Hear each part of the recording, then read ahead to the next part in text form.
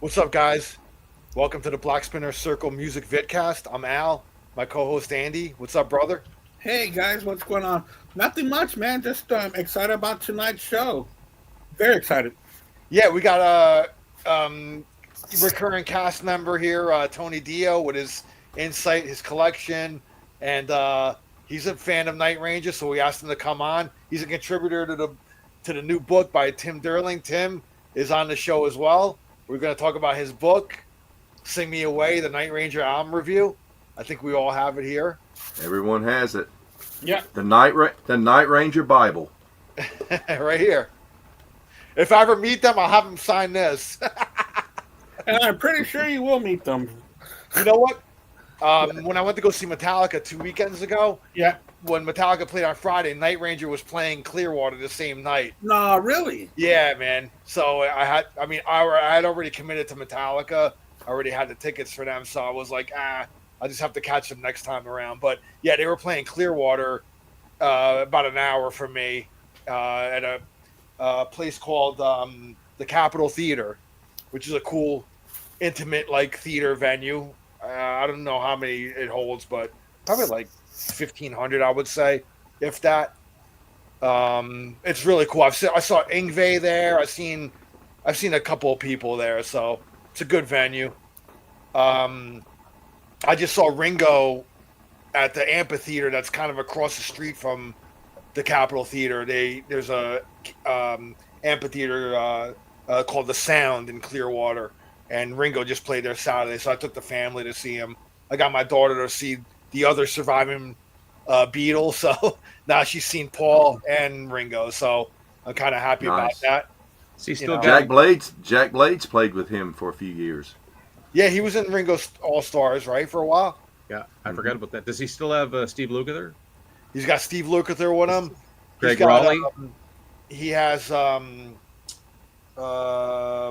guy from Average White Band on bass. Now his name is. Yeah, I know you. His name is escaping me right now. Alan Gorey? No. No. I'm just making things up. No. Average white guy on bass. Does he still have Greg Raleigh? Right, guy. No, Greg Raleigh wasn't on keyboards. It was the keyboard player that plays keyboards when he toured with Aerosmith. Now, Tom Gimbel? No. I'm off on the names tonight. That's Foreigner. Russ Irwin? No, not him either. I can't remember his name. Frank Marino? No, I'm just making up names.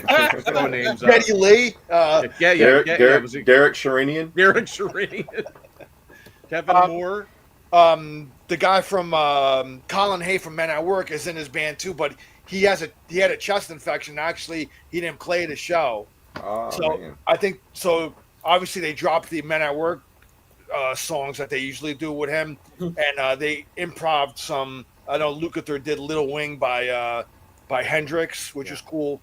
Kind of cool to hear them kind of scramble and do a couple of different things. I think Colin Hay's out the rest of the.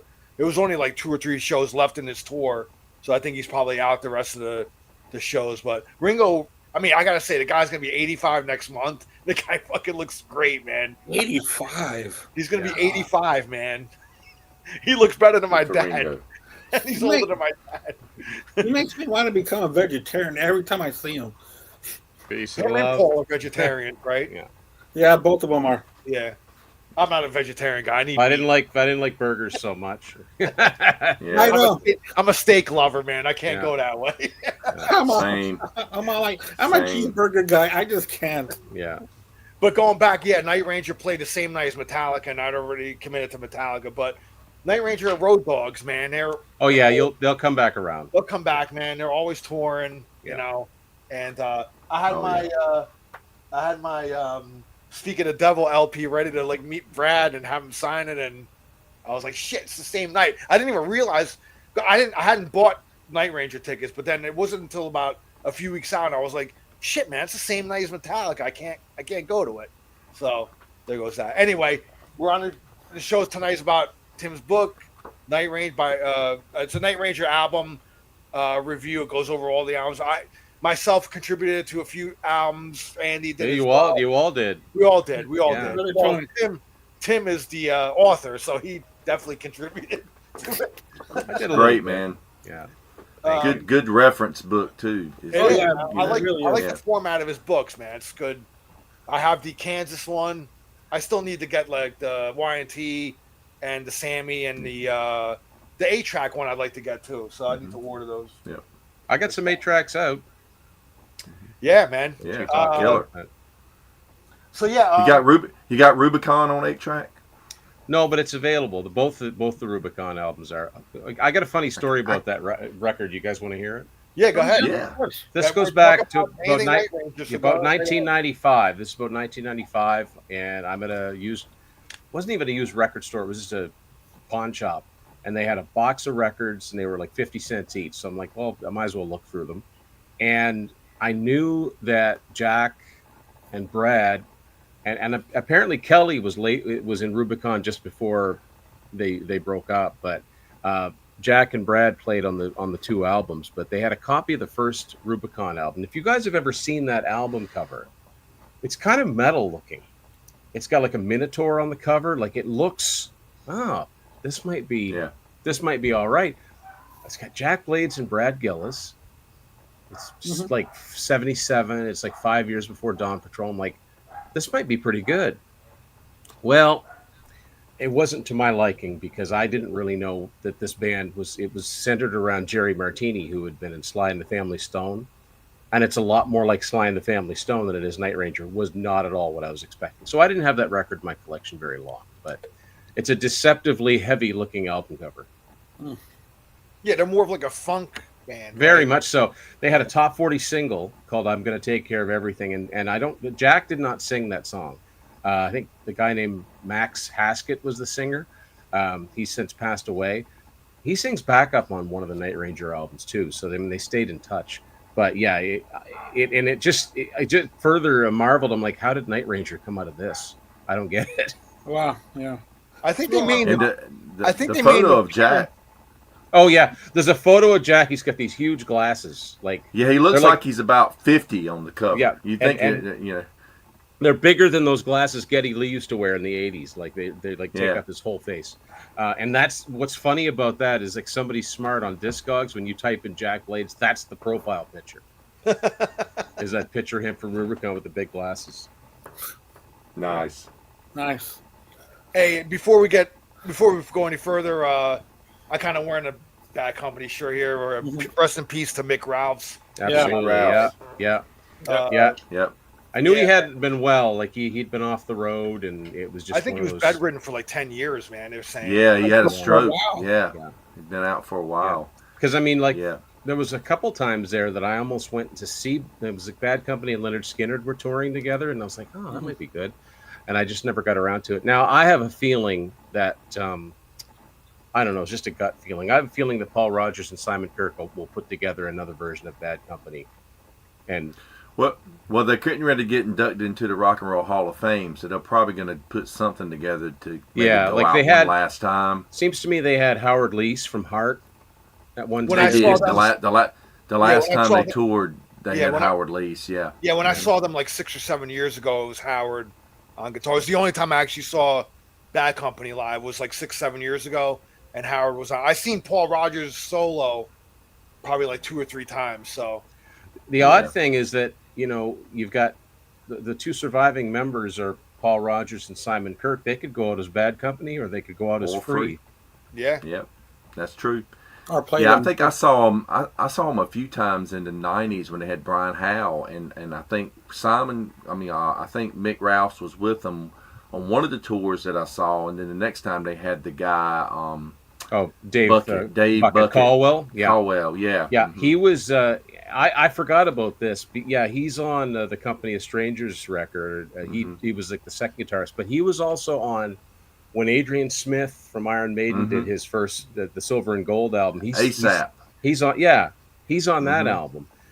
He co-wrote that Adrian Smith Iron Maiden B-side, Reach Out. It's an Iron Maiden B-side. Yeah. I think it's the B-side to maybe somewhere to Wasted Years. Wasted Years. It's it's a really good melodic. Yeah, melodic song. Yeah. but yeah, I mean, I reran on my channel. I reran. We did an episode, my wife and I, our top 10 Bad Company songs. I'm a big fan of the Brian Howe era. I think Me that's too. terribly Hmm. overlooked. I think Dangerous Age, Holy Water, those are good albums. Great albums, man. Excellent. And Yeah. actually, there's a connection to what we're talking about because uh, Damn Yankees on their first tour opened for Bad Company. That's when I So saw him. Yeah. Hmm. and also Brian Howe and Jack Blades sing backup vocals on a song called "Tear It Up" from 38 Special's Bone Against Steel album that came out in 1991. Wow. Yeah, Nice. I'm kind There's of a guilty. lot of minutiae. This is not a useless trivia floating around up here, guys. I love it though. I love it all. No, but I'm Yep. one of those that are guilty of not paying attention to Bad Company after Rogers and going into the '80s. I kind of checked out, but every time I hear about how good it still is, so I really do need to revisit those because I always It's hear Yeah. how great it is. you Great know, melodic hard rock record. it's a different sound. Yeah, Brian Hmm. Howe has a much higher voice than Paul Rogers. He has more of a like Lou Gramm with like higher, even higher vocal range. Yeah. Some of it was very foreigner like, but then again, Yes. Very much. Bad Company always kind of had that, or I say Foreigner always kind of had a little touch of Bad Company anyway. So Hmm. there's a lot of connections there. But yeah, that to be honest with you, I had Same heard bassist too. That Rick Willis played. Rick in both Wills. Yeah, bands. that's right. Yeah. And oh, I hate that when I. Oh, to be perfectly honest with you, I'd heard of Bad Company, but the first song I ever heard by them was "No Smoke Without a Fire." I never heard "I Can't Get Enough," "Feel Like Making Wow. Love." Those I never heard those till the early oh, '90s. That was totally new to me. I knew they were an older band, and I knew who Paul Rogers was because I knew the Firm. It's just the age I was, but Yeah. Hmm. Speaking of which, I want to go around the horn here and ask how you got into Night Ranger when you first heard them, if you've seen them live, the first time you ever seen them live. So we'll start with you, Andy. Actually, yeah, sure, of course. I got into Night Ranger, of course, probably like everybody else. The first time you hear Sister Christian blew me away. I absolutely love that song. I still do. It came out in the early to mid '80s, and it was, it's just one of those songs that just you fall in love with. So that's when I first started paying attention to Night Ranger, and then, but I've never seen them live, and I've wow. had plenty of times to do that, just that I never come around to it. But the next time I really should. But yeah, I do like Night Ranger. I think they're a great band, and especially doing this book, it forced me to really get down and dirty with all their albums and with their songs, and it really brought to light a whole new respect for them, knowing not now knowing how good they really are. Tony, how about you, brother? I got into them, pretty much discovered them from MTV. The "Don't Tell Me You Love Me" video was in pretty heavy rotation the summer of '83 when we got MTV. I mean, that was one of the videos you saw pretty much every day, if one or two times, because I watched it a lot. And so, I mean, just kind of went from there. I remember we used to do, a bunch of kids, we would do these contests at the local skating rink. We would do air guitar contests where Oh you had to wow! build your own instruments. And there were me and some guys at Van Halen, we did Jump. And that was like probably March of '84 when we did that. These other guys did Night Ranger Rockin' America. And they had an American flag behind them on stage, and they were up there doing it, and they used a little Radio Shack strobe light that made them look like they were moving in slow motion. We're like, wow, they just wiped the that's some floor with us. that's some production value. Yeah, man. Wow! But I just fell in love with that song. 'Cause I liked what I'd heard of Night Ranger, but I hadn't bought anything by them yet. And I really liked that song. Stuck in my head. I wanted to get it, and yeah. But I think the first record I actually got was Dawn Patrol, because I don't know if it was because Boardwalk went bankrupt or what, but you used to see Dawn Patrol record in the discount bin, like probably by '84. So you'd see it. You're seeing it at like your local five and dime stores, and I picked it up probably for like $2 or $3 maybe, and so that was the first record I got, and I loved it from the start. And then I started, kind of getting into them, picking up some stuff.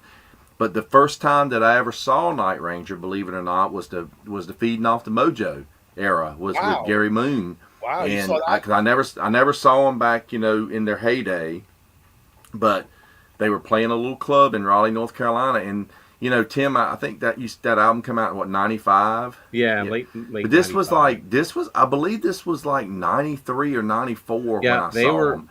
they were, and they probably played a lot of songs that aren't on the album. But And they were playing, as a three-piece. I don't recall if they had an off-stage keyboard player. I really don't. This was one of these things. Me and some buds were riding around, and we were looking something to do. And one night we went, well, who's playing at the Switch tonight? It was a local club. We checked it out. It was Night Ranger. Okay, cool. So we go in. There's probably like 150 people there, maybe. And we watched them, and they put on a good show. And I went up and talked to Brad Gillis after the set, and he gave me a guitar pick, which I still have somewhere. It's actually made out of metal. It was a metal guitar pick, like a little bit bigger, larger in size. But it didn't have anything written on it. But he had the guitar. He had the famous red guitar that he used on in Ozzy. And I was talking to him about the guitar, but he was really nice, but it just, that was a weird period for him, I'm sure, to go from playing coliseums to back in doing clubs again in front of a small amount of people, That was the 90s in a nutshell for a lot of those bands. Oh yeah, I saw a lot of bands playing in the lounge at a Holiday Inn and stuff like that. I'm serious. They probably headlined arenas in the 80s. In the early 90s, well, actually the late 90s, I actually saw some bands like Warrant and Firehouse and all playing at a lounge of a Holiday Inn that was booking bands. Yeah, wow. in a room that held about 800 people. Yeah, it was some lean years. Yeah. I mean, that's got to be a shock to them, from going to so many and then to so small. And it's kind of like, man, how did this happen? We're working hard. We're putting out good songs, probably better albums than we previously did. And now look at the thanks we get. It's like, man, that's tough. What I was saying about Night Ranger, though, eventually, of course, they get back together and they start playing. And then I started seeing them. They started popping up I saw them at a couple of, like, some events. Like, they do, like, a barbecue festival in North Carolina. They play on that. And then they started playing the M3. I started going to M3 every year. And they always were there, at least every other year. It seems like they were there. So I got to see them quite a few times. That's cool, man. Yeah, and in fact, I'm going through all these albums. I think that during the 90s, their albums were all right, but lately, their albums from 2010 to now, those are some really good, strong albums. Good stuff. Yeah. Yeah, it seems like they hit like a nice stride again, like, with quality of the albums and stuff. Because going back to their roots is what they did. Yeah. They experimented in the 90s. They got a bit different and stuff like that with Neverland and Seven. I think they tried to go a little more contemporary and, kind of not doing like that 80s kind of bombastic, like arena rock kind of sound.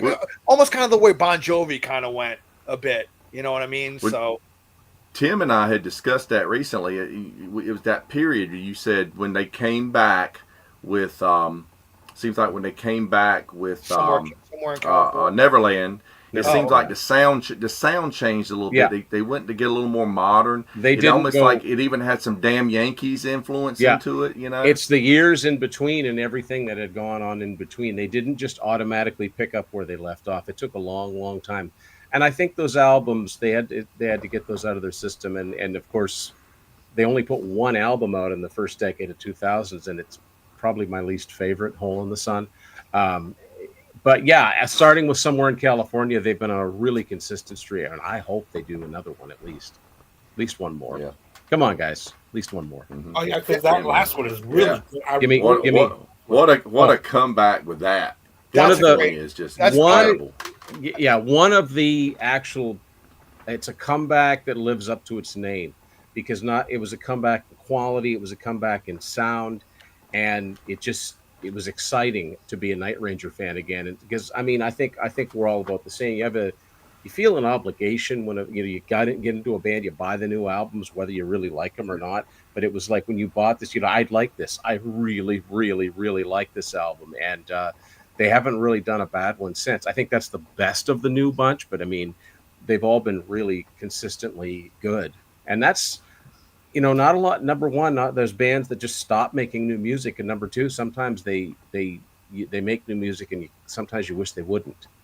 But in this case, they're making good new music. Yeah. Mm-hmm.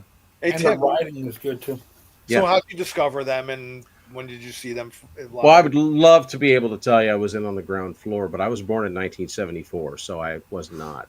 Um, I remember hearing Sister Christian on a radio. I talk about this a little bit in the book in my introduction, but I remember being at a playground. It was a school playground, and there was some older kids that had this boom box, and they must have been playing. They were either playing a cassette or they're playing the radio. I remember hearing this Motorin song. I didn't know what it was, but I liked it instantly. It just caught me like it caught so many millions of people, right?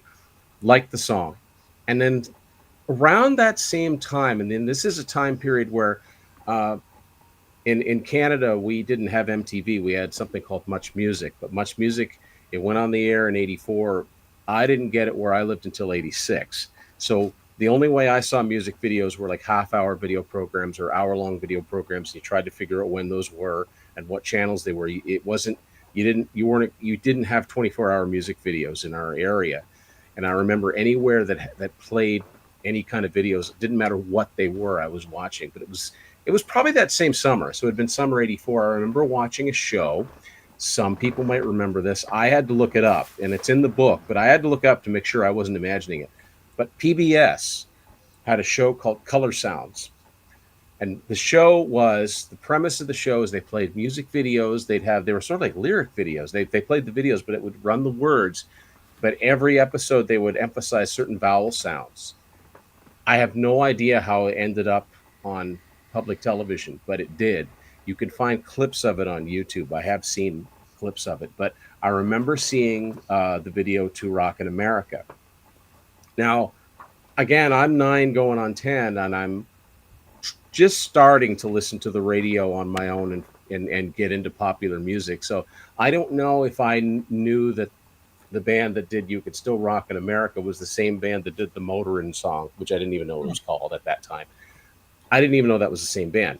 So when I really knew who they were and was full on paying attention would be when Sentimental Street came out, because by then I was actively listening to the top 40, and that's always been one of my favorite songs of theirs. So I was into them fairly early because they weren't metal. There's nothing threatening about Night Ranger. They were an easy band to get into, and you can see how a younger kid would be like, you like a little bit of guitars, but you don't want it to be over the top, right? But actually, I didn't get to see them until 2 years ago. I saw them in Guilford, New Hampshire, as part of the Bret Michaels Party Gras tour. They were the special guest. It was Jefferson Starship, and then Night Ranger, and then Bret would come on. But because they've never played Eastern Canada ever. So, although there is one thing I do have to say this, because somebody will no doubt pick up on this. Up until recently, I was right in saying they only played 2 shows in Canada. They played in Vancouver in 1983, and they played in Ottawa in 1984. There's actually 2 Canadian dates coming up this year. They're playing in Winnipeg, and they're playing Casino Rama in Ontario. Again, I'm in Eastern Canada, so it's not anywhere close, but at least they're coming up here, and hopefully they come up here more. But anyway, so it wasn't a headline show, but I got to see them. They sounded fantastic. Did a quick meet and greet, and yeah, it was. I don't know if I was thinking that I was going to do a book on them then, but I bet you that planted the seed, because they sounded so good, and I've always been such a fan and such a supporter of the new music that it was probably, if I been thinking about it before, I bet you that's when it crystallized. Like, you got to do a book on these guys. So did they play a lot of new ones while when you saw them, or they kind of stayed? Not at all. Not at all. They didn't even do anything from Seven Wishes. Oh, no. Wow. Okay. Yeah, it was all songs from the first 2 albums. A couple of Damn Yankees songs. I think they did Crazy Train. And that's, that's a fairly common complaint that you wish the set list were deeper. But someone always says, and they're right, someday there won't be a Night Ranger to go see. So just enjoy it for what it is. I do Yeah. think the newer albums need, they need some love. They need some support, at least one or two songs. But it wasn't a headline show, so they didn't go terribly deep. Right. But what I saw was I wasn't complaining at all. I was completely satisfied. Like, wow, I never ever thought I'd get to see Night Ranger. That was a bucket list band that wasn't even on my bucket list because I didn't even think it was going to be possible. So, Oh, that's awesome. and the picture that was taken at that meet and greet is in the front of this book. Yeah, Yeah. Yeah. that's cool, man. I thought, like, when you had met them, you already had like the book kind of already just not written, No, but you already had the idea maybe for it or whatever. Maybe you would have said, "Hey, I'm writing a book about you guys." you know what? In 2023, I don't even think the Y&T book was out yet. I think Oh, that okay. I don't even think I brought Unspooled over to Amazon at this point. So yeah, this is really early days. I hadn't started Y&T or Kansas or Sammy or Yeah, anything. So, but I mean, it was a foregone conclusion. It's like, well, who's next? It's like, I don't think there's ever been a book on Night Ranger. And I think that's the same with the Y&T book. There's never been a book about Y&T. There's every band deserves to be commemorated in an Somehow. and to me, there's something official about a book. I mean, you can go online, you can read stuff, but to me, it's like buying music digitally. It's air. You don't actually own anything. If you've got a book, you can take it, you can open it up anywhere. It's Yep. it's there's just Absolutely. something old school and permanent about it. And I knew I wanted to do a panel book with Night Ranger, like I did with Y&T and like I did with Kansas. The Sammy book was all me. And I'm working on a couple of others that are going to be all me. But I knew that I wanted to have a panel book. And as it turns out, this is the biggest one I've done. It's almost 300 pages. I've got 10 panelists for each of the 13 studio albums. So it's a pretty hefty read.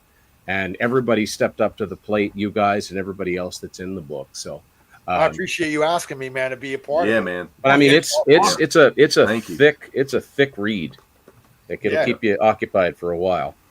Mm-hmm. Yeah. It was- Yeah, so my story is kind of the same. Like, I remember being young and like 10 years old. When Sister Christian came out, I was 11, I believe. So 83, yeah, I was 11. So I remember hearing this song on the radio, and you know, and I liked it and stuff, but I didn't know who this band was. Wasn't really going out, and I was absorbing the music that my brother had in his collection.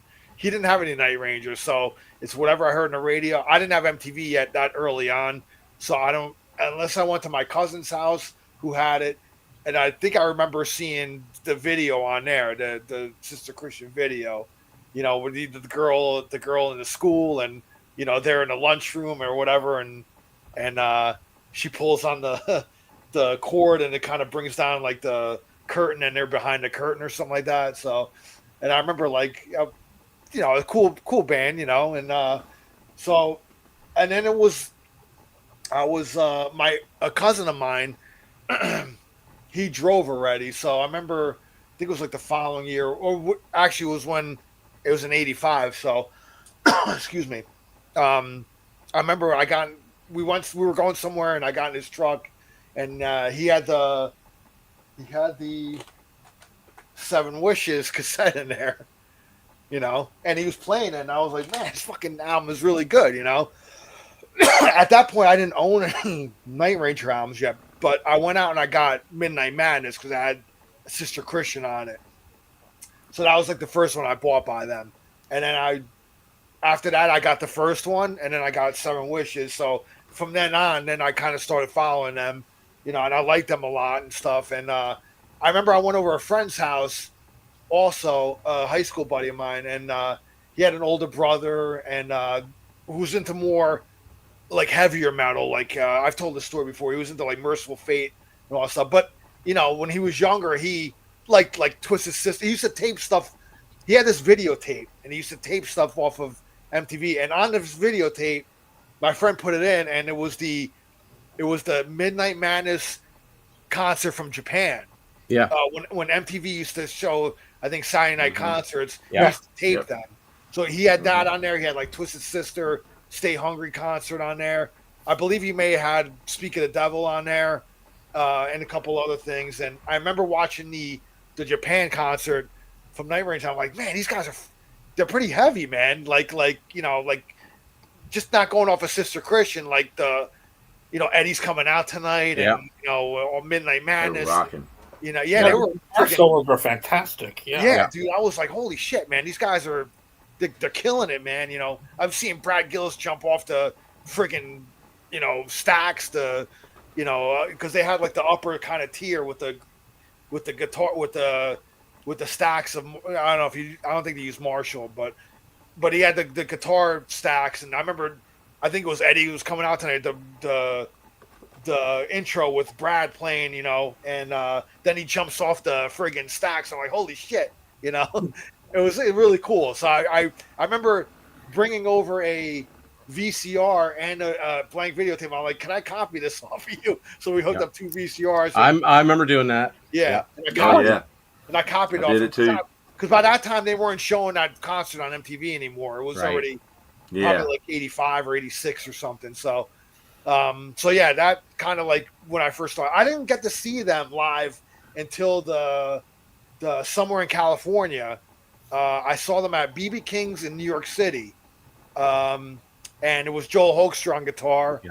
So I never got to see the original lineup, unfortunately. But with Jeff Watson and Fitz, So, but I mean, when I saw them for the first time, I went with a buddy of mine who I'd seen. He was got like 10 or 15 years on me actually, and he saw them back in like Dawn Patrol, or he was seeing them all through the 80s and stuff. And so that was my first time I saw them, and I think I saw them 3 times total. Oh wow. I saw them on a few years ago. I think it was right before COVID. Yeah, and then they were doing the first 2 albums in its entirety. Dawn of Madness tour. Yes. Yeah, that Yep. one, man. And that was awesome. Like to hear those 2 albums in its entirety. I loved it because those are my favorite albums by them. Oh actually. yeah. I'm a big fan of Seven Wishes too. I love Seven Wishes. A lot of people go first 3. Like I love everything on the first 3. You know what I mean? And then when Big Life came out, well, we'll go into this as we talk. So, Yeah. What prompted you to write this book? I mean, I know you're a big fan, Tim, but what prompted you? You were saying maybe the meet and greet kind of planted the seed.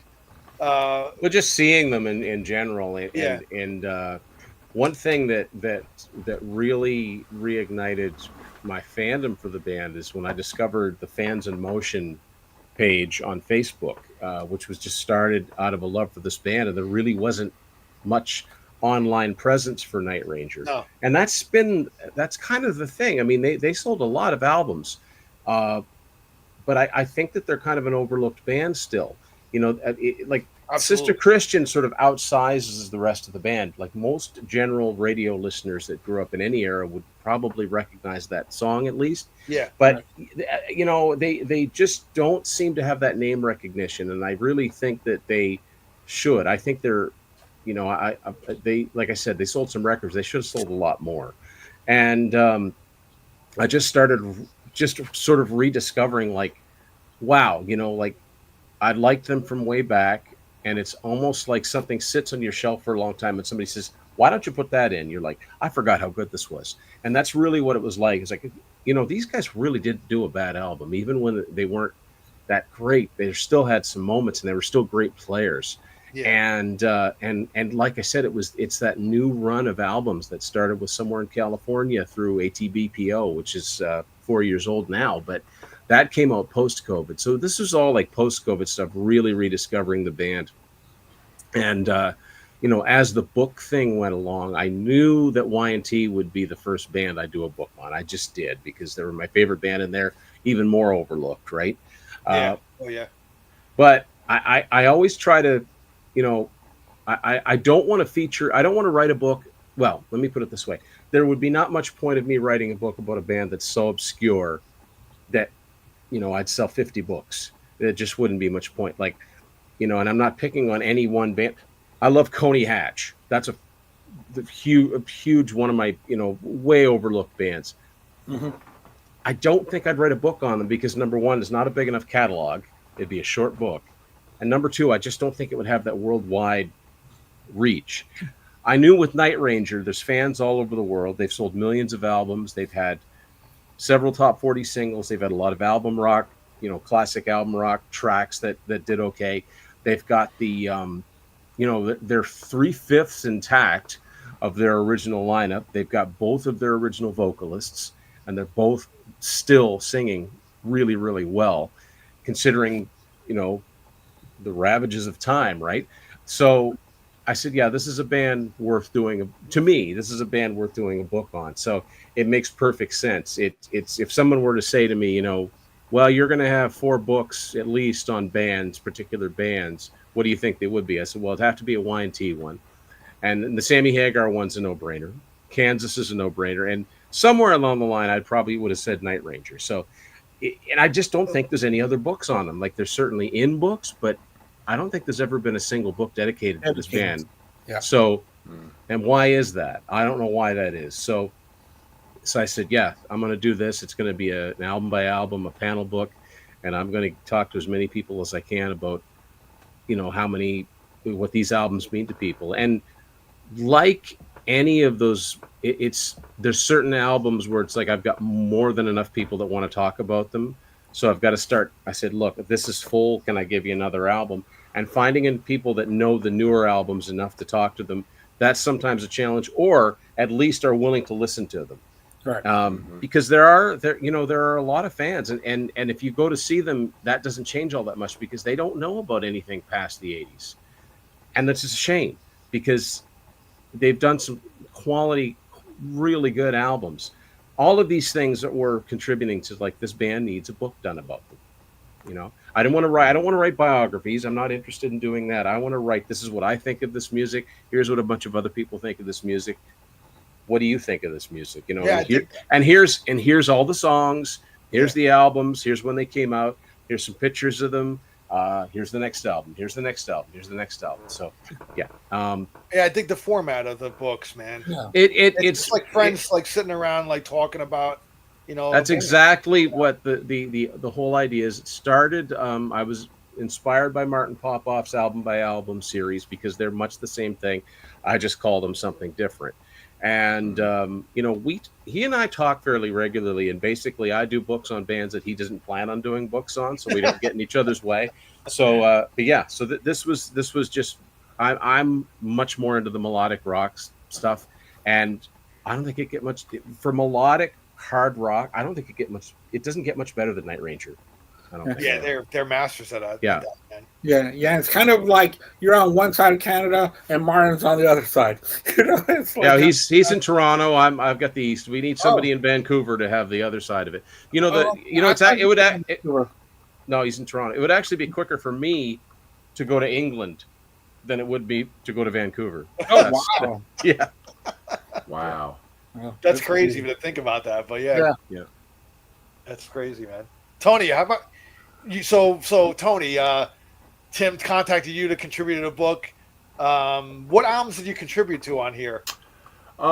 It was several of them. I know some stuff was used. One was 7.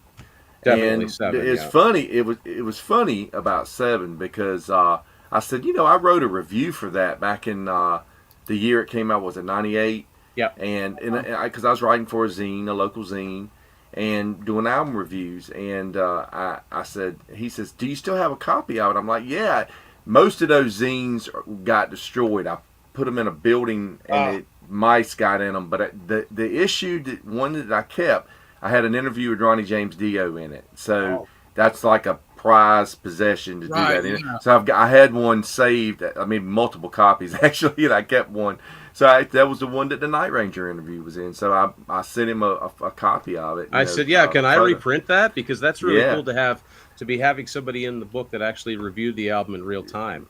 In real time, because I had some friends that worked at CMC Records who released it in the States, and they had sent me a copy to review. And I think I did some stuff for, A Hole in the Sun, and for High Road. That sounds right. Yeah, I think you did pretty much by the time... Yeah, I mean, because when you asked me, I was like, some of this stuff I'm not really that familiar with. Even though I had High Road, I didn't have a copy of Seven anymore.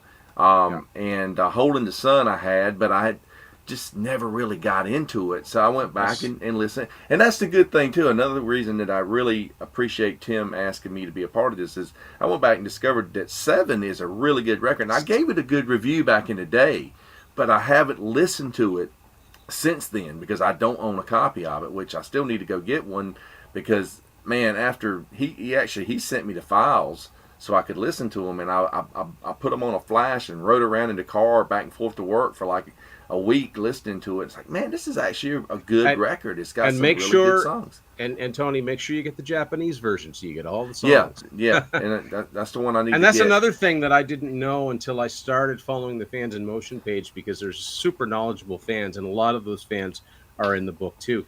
But I didn't know about the bonus songs that were on Seven and that were on High Road. So yeah, it's been a really valuable education for me learning things about them too. But right. Yeah, I as long as anybody was like, okay, well, I'll listen to it and I'll answer the questions. Like, that's cool. Because a lot of these albums, even like say with the Sammy Hagar book, I wanted to make sure that the albums were how I remembered them, because memory plays tricks on you, right? So I wanted to make sure I knew what I was talking about. So every time I do one of these books, I listen to whoever it is intensely for months and months, like days and days and days and days and days on end. And I have to do that. You have to have it fresh in your mind, and you have to be like, oh yeah, no, this is the one that sounds like this or whatever. But with the case of Night Ranger, those latter day albums, as much as I listened to them when they first came out, it's really tough, and this is a situation that all veteran bands go through, to release stuff that it's different than albums that you grew up with when you were a kid and you didn't have any, you really didn't have any responsibilities. You just listened to music most of the time. That was really my hobby, and they're just ingrained in your head. It's almost like you don't even need to listen to them. You can call them up. You know what I mean? You can download them in your own brain and listen to them. You just listen to them so many times. Absolutely. It's really hard for newer albums to compete with that. But I found myself coming back to, say, Somewhere in California and High Road a lot. And Seven. Yeah. Seven is an album that I remember. I mean, I mentioned this. I didn't even know they had an album coming out until I saw it in the store. There was no advertisements for it. Nothing. So, it reinforced, not just for me writing it, but it reinforced for me as a fan. You're so right in doing this, because this band has really haven't put out any objectively bad albums. Hole in the Sun was a real departure. It doesn't really sound like them. I call it an identity crisis, but there's still good playing on it, and there are moments. Several good songs. There's a few good songs. It's just that mostly they don't really sound like Night Ranger. But like I said, I think they had to get that out of their system. But they've just got this catalog that is deserving of, it's deserving of your time. And I just thought of something too real quick when Tony said that he used to see the Dawn Patrol record a lot. I wonder if that was because Boardwalk Records went out of business, and that was a difficulty that Night Ranger ran into in the early years, is the record wasn't in stores, but MCA bought that contract out and kept them going. But I wonder if the reason that you saw so many Dawn Patrol records, I wonder if that was old Boardwalk stock that MCA was trying to get rid of because they reissued the record.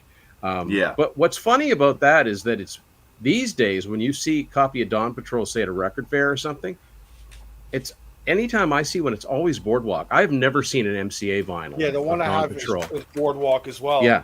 That was mine. So there's the Boardwalk. Boardwalk logo. It's not an MCA though.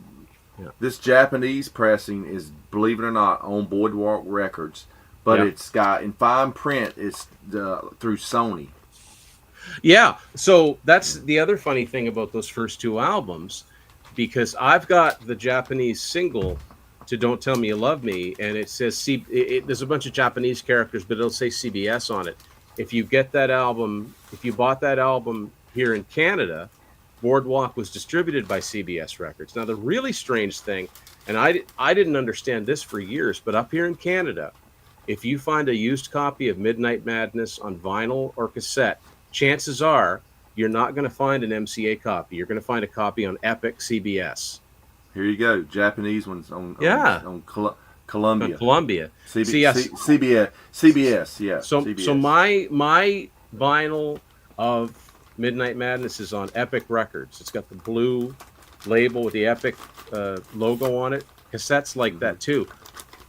Now MCA eventually did reissue that in Canada, but it's like it was part of that. They were for some reason that album they didn't switch right over to MCA. I've never really understood why that is. But the other interesting thing about it is Sister Christian went all the way to #1 up here. It peaked at #5 in the US, which is great. But I didn't know that, again, until I started doing research and I started looking at the old Canadian charts. I'm like, that was a #1 song up here. Now, they weren't that big in Canada. That was the one and only time. And Midnight Madness was the only album they had that went gold up here. Because they never toured up here that much, as I said. But, yeah, for once, we got it right. We had sent Sister Christian all the way to #1. Yeah, this nice. This copy here is a Boardwalk, and it was an RCA Record Club edition. So is mine. Mine's like that, too. It's RCA Music Service. Isn't that weird? Yeah. Yeah, and RCA I think right here. And I think that we were talking before, so we're getting rare pressings out. Of course, everybody knows me as the 8-track guy. Yeah. These are two of my prized possessions here. Incredible. But I don't have Dawn awesome. Patrol. Dawn Patrol is by far the hardest one to find, and I think it's got to have something to do with that Boardwalk situation, because they went under, and I doubt MCA reissued 8-tracks to send to the record clubs. Yeah, that's probably why it's the hardest one to find. For some people watching that don't really know, but Boardwalk was owned by Neil Bogart, who had Casablanca Records. Yeah. And he sold Casablanca Records, left, and started Boardwalk. And I think was Joan Jett one of his first signings? Joan Jett was one of the first. He had the band 707, which also has a Kiss connection if you look far enough. Yeah. Todd Howarth. Yeah. Yeah. Todd Howarth. He wasn't on the first album, but he ended up on the third album, like Megaforce. The song Megaforce is the song Calling to You from the first Fraley's Comet album, just rewritten with different lyrics. But it was actually from a movie called Megaforce. And they also had who else was on Boardwalk? They didn't have a lot of artists. They were really only in operation for like from 80 to 82. Night Ranger and Joan Jett were really the most successful acts on Boardwalk, and Neil Bogart died in 82, which is probably has a lot to do with why it folded. Right, so stopped pretty much. Yeah. And it always brings to mind the question. I've asked the same thing. I was muse aloud for Y&T. What would have happened if Atlantic Records or Warner Brothers had signed them up? Would they have promoted them better? I don't know. I remember, Night Ranger, like by 1990, obviously Night Ranger had gone on, as it turns out, a hiatus. But as far as I knew, they had broken up. I remember finding, you guys are all in the States. You guys remember Ames, the department store? Do you guys have Ames? Yeah. It was like a Kmart or a Woolworth. It was one of those departments. They're like a Walmart now.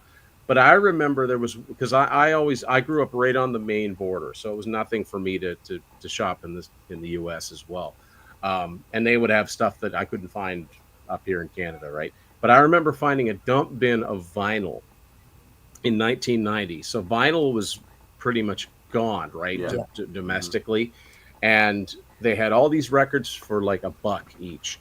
And I remember getting David Lee Roth, Skyscraper, Dokken, Back for the Attack, Midnight Madness, 7 Wishes, and Big Life. Just there's so many copies of those albums. It was the weirdest thing. Now try finding them for $1. Yeah, exactly. But it was just that just tells you how little value there was in vinyl by then. But I remember thinking, I thought all these albums were successful, and they were. It's just that vinyl wasn't popular anymore. And they had tons of it, just warehouses full of it. Yeah, probably. They overproduced, or Yeah, and that's what makes me wonder, if they'd have been promoted a little better, would we have had all that extra stock lying around? I don't know. Now the first album, Dawn Patrol, weren't there copies printed up when they were just called Ranger? That's a pretty common myth. Is it a myth? I think it's been many times debunked. Okay. I mean, we may never know for sure, but I don't think that it actually got to the printing stage. Okay. People have made ones up where they just take the night part out of it. Yeah, They you were would think called with the internet age, you would have seen a photo of the logo or something. right. You'd think by now something would have surfaced instead of, yeah, well, a friend's buddy had one. Yeah, sure they did. You know what I mean? It's like that's like when I did my 8-track book. Not to belabor the point too much, but if the list of 8 tracks of albums manufactured on 8 tracks, if it's in there, it's because I know for sure that it exists. I'm not going by hearsay. So that's why I didn't have see. Research. That's why I never put anything in that is rumored to exist. That Right. didn't fly. I would rather not put it in there and find out it exists and then correct it later, rather than put it in there and have people. Because what that does, everybody, if you put a really rare title, like for instance, if I'd have thought, well, they were making 8 tracks in '87, Big Life must have come out on 8-track, and I put that in the 1987 list. Now all of a sudden, people are adding that to their list, and there's no pictures of it anywhere because it doesn't. It's a phantom. It's a phantom thing. So I didn't want to be part of that. So I've always tried to be as accurate as possible, which I will say is one of the. I don't want to call it a drawback, but it was just a side effect of having a book this long. By far, took the longest to make sure it was proofread and error checked as much as possible, to the point where I remember thinking, we're never going to put this out. We keep finding stuff. Yeah. Stupid little things, right? Stupid little things that like I've said this a million times. I don't think a person could ever proofread their own work, because you've written something. It doesn't matter if you left out a word or your punctuation wasn't right. You know what it's supposed to say, so that's what you see. You can't see it for what's there, and it's like, if you say this album sold very well, and you meant to say this album didn't sell very well, things like that. You can't see it for what it is. So it was quite a process, and but I think it's worth it because you just want it to be as good as it possibly can be. These guys deserve that. Yeah, they And the do. contributors deserve that too. Yeah. Andy, you got anything, brother? No, I am ready. I am ready to go with our top 10 plus 5. Are y'all about ready? Yeah, we're Top just 10, gonna, top 10 plus 5. Okay. we're just gonna wheel. We're just gonna wheel them off the top 10, and We'll do 3 at a time like we Yeah. usually do.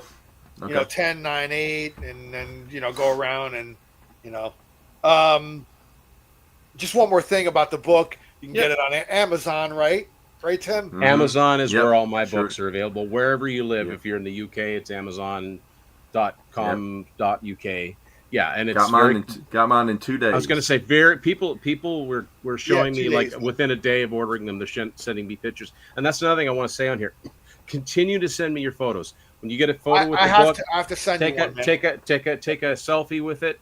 I want to see your faces too, because I'm putting a collage together, and so I want people to see people enjoying this book. So I'm just seeing in the chat now, Metal Ben's Chronicles remembers Ames. So Pennsylvania, yeah. So that was a fairly big department store in Maine. I don't remember Ames, man. I lived in New Jersey like all my life. Kmart was the big thing in New Jersey for me. Same thing, really. You know. It's just a department store. But you know what And I that's miss? where I got this, man, the cassette. Yeah. Oh, You know well, what? Control yeah. cassette. You know what I miss about those department stores back then? Even your average department store still had a pretty decent music section. Oh, they had a great. Really? You Yeah. didn't necessarily have to go to a record store to find a good selection of music. But Well, I digress. remember going into grocery stores like A&P or Pathmark. I don't know if you guys remember those stores. Yeah, some of them sold vinyl. Yeah, I remember that. Yeah, I remember there was a vinyl section. I remember seeing Speak of the Devil there, and I remember a lot of Contract places. Yeah, I remember a lot of places sold cassettes. Like they'd have a cassette rack. but my grocery store had vinyl. Man, that's That's pretty awesome. crazy. Yeah, it was. Well, by cool. the time, to be fair, by the time I started buying albums a lot, it was like the 87. vinyl age was already Vinyl was pretty much over. By that time, the only time in my So- house anybody ever got vinyl out was at Christmas time. We dig out the old Christmas records. Yeah. The only time before I started collecting, I remember the only time I bought a new album on vinyl was when Bon Jovi New Jersey came out, because they sold out of the cassettes. nobody I knew had a CD player, and they had one record left, and I almost bought that one record. That's how bad I wanted to listen to it. But yeah, mostly it was cassettes. Places would have and they took up less space, I suppose. Or even they'd have the carousels that were on the counter, and you'd have to, Yeah. if you wanted something, they'd have to open it. They'd be locked up. I remember. Yeah, I remember in '94 when, or '93 when Pearl Jam Versus came out. They released it on vinyl a whole month before the CD. Yeah, that was A a lot big of bands deal. were doing That was a big deal when Yeah. when you did see a new album on. I remember Van Halen Balance came And out on 90s vinyl. and 90s vinyl in America At was least dead. a week or two before Yeah. the CD. When the Yeah, Kiss it My was Ass very tribute common. came out, that Yeah. was on. I remember buying that because that had the German version of Unholy on it. That it wasn't on the cassette or the CD. right. But yeah, it was a big deal when a vinyl record came out. I think Metallica did that when Load came out. Yeah, it was very, very rare. And if you have those first pressing '90s albums, they're worth a lot of money, man. Balance is Yeah. one of the most valuable albums I own because I didn't even open it. I have Danzig 4 that came out about a week before, and plus it's autographed now as well. So Awesome. It's worth Yeah. even more. Cool. Yeah. Yeah, I remember my brother being a huge Pearl Jam fan. Like, he loved Pearl Jam, and I liked them too. But I mean, he was like obsessed with Pearl Jam. And I remember when Verse was coming out, he's like, "We got to go to the store, man. They're releasing it a month early, only on vinyl, before the CD." So I'm like, "All right, I'll go. I'll go with you." So he bought a vinyl copy. I bought a vinyl copy, and I was like, "Well, since we both bought it, because we were just gonna record it on the cassette to listen to it, right? For the before the CD came out." Yeah. So he's like, "Just keep yours sealed, man, and I'll open mine up and we'll record off of mine." So I still have my sealed copy of it, man. Wow. And it's probably worth a lot of money. Yeah. Yeah. And then For and then sure. he ended up giving me, because then my brother kind of got out of the whole kind of vinyl thing, and he gave me all his vinyl, and so he actually gave me the open one, so I have 2 copies of it. So Awesome. Wow. But That's your retirement. yeah, there you go. There you go. Yeah. And he joined like the Pearl Jam 10 club and everything, and every year they'd send Yeah. a Christmas 45. So he has all these cool like 45 Wow. rare stuff like from the fan club Nice. that you couldn't really get anywhere else. So I told him, like, hold on to that shit, man. Like, that shit's worth money. Oh yeah. So, but anyway, man, I digress. Andy, want to take it away? Yeah, sure. We are going to be doing our top 10 plus 5 our Night Ranger songs to celebrate the book of Sing Me Away Night Ranger album reviews. So we will go 3 songs at a time. We'll do our top 10, and then after that we'll do our 5 that are Honorable remaining. Yeah. So we'll go ahead with we'll go Tim, Tony, myself, and then Al. So what are yours 3? Your 10, 9, 8. 1098, yeah. Yeah. Me? Yeah. Mhm. Okay. Well, I'm going to start off with a relatively newer song. It's a song from the Don't Let Up album from 2017 that I think perfectly captures the vintage Night Ranger sound. The song's Running Out of Time. I think that song is somehow, there you go, that's expensive on vinyl. And so was High Road, if you didn't get it when it first came out. Running Out of Time somehow just captures the vintage Night Ranger sound without sounding like any song in particular. Super catchy. So that's my first one. My number 9, I got to go with the song that gave the name of the book, Sing Me Away. It was their second single. It's the second song on Dawn Patrol.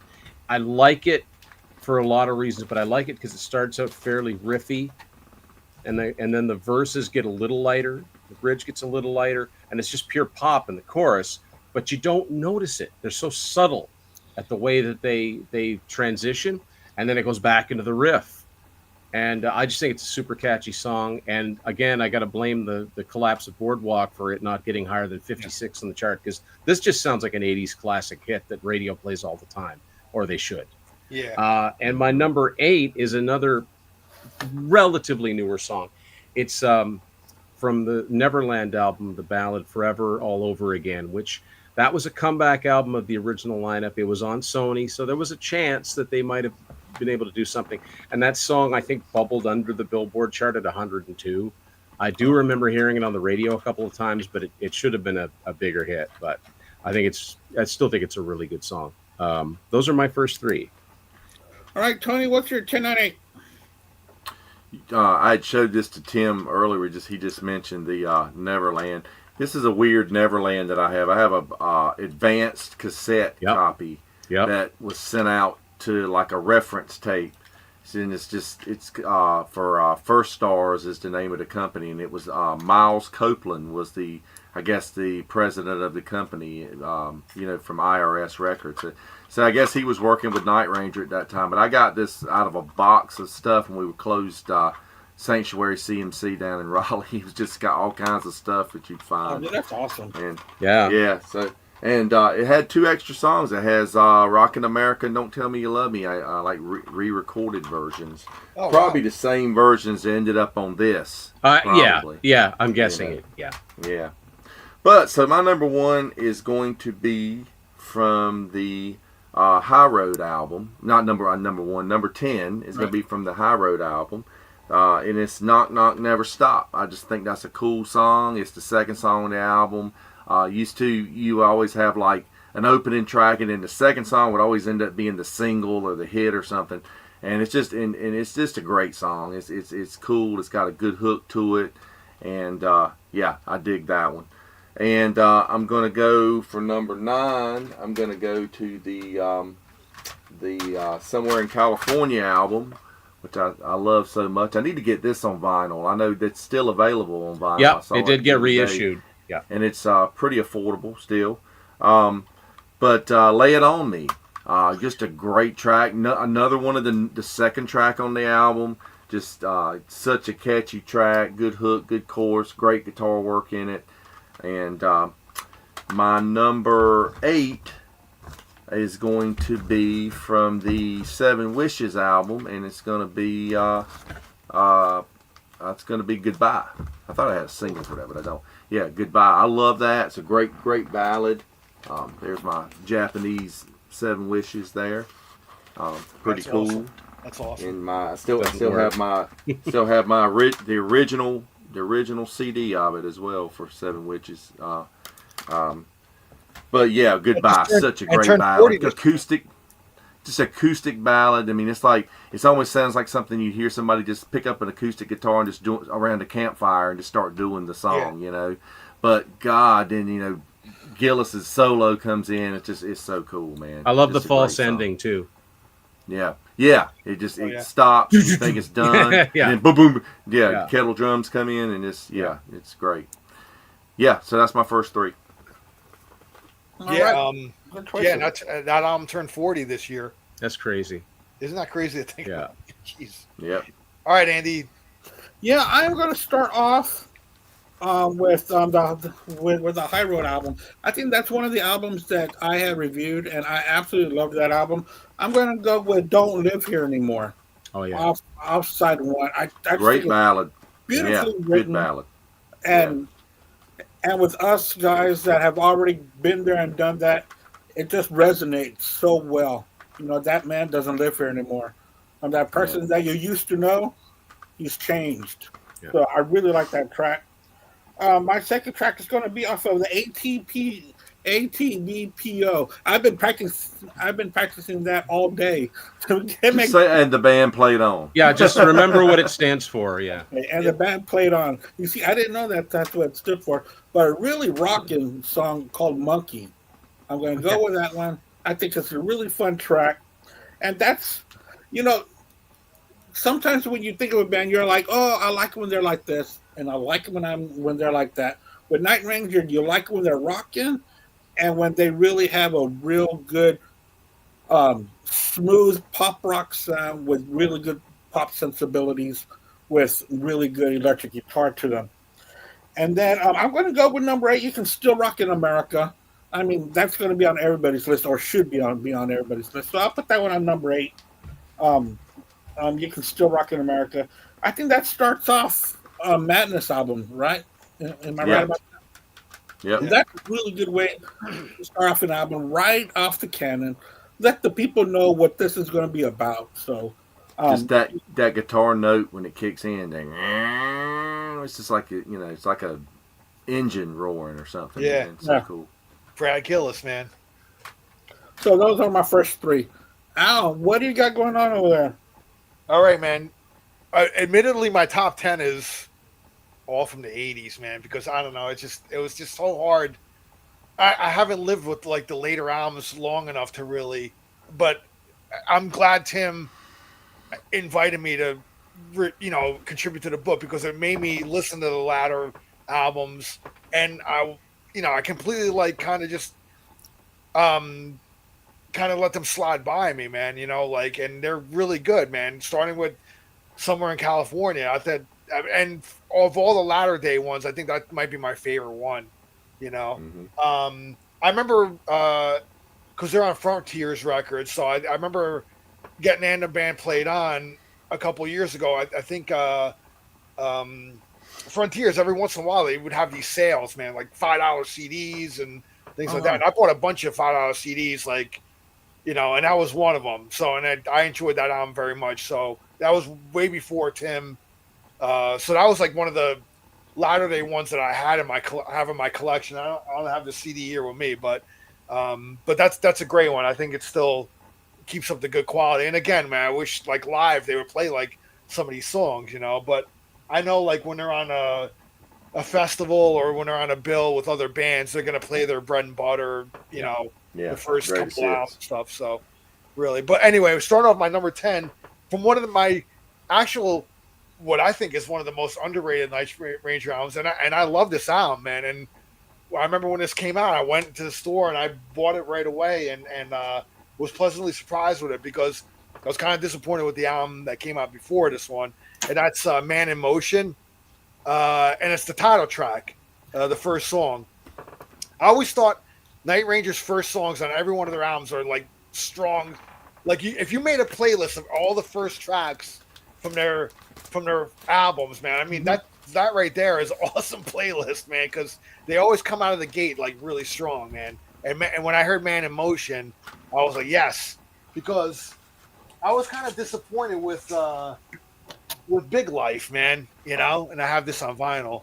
Um, I thought this album was a little too slick for my taste, and I mentioned that in the book too.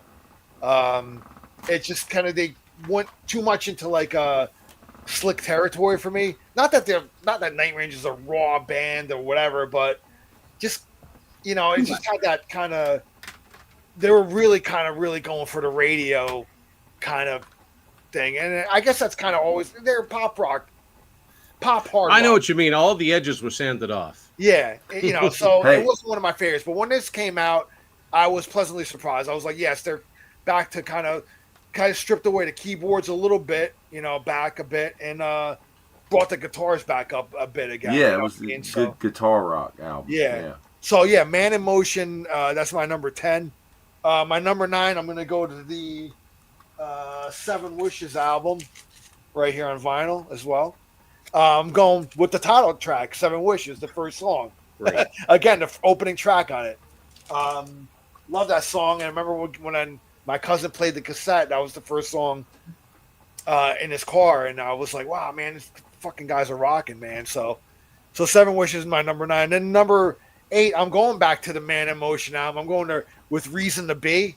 I've always loved like kind of like quasi like ballad into like a rockin' part, and then back to like a ballad. So it's kind of like Yeah. half and half, And I love Kelly's vocals on that, man. I thought they were pretty incredible. I love if a band does ballads, great, man. I think fucking Night Range is one of the best bands to Oh yeah. they do great Yeah. ballads, man. So Reason to Be, that's my number 8. So Man in Motion, Seven Wishes, Reason to Be. So now we'll go to Tim, 7, 6, and 5. Okay, so 7 is "Call My Name" from Dawn Patrol. Oh, Oh, yeah. great.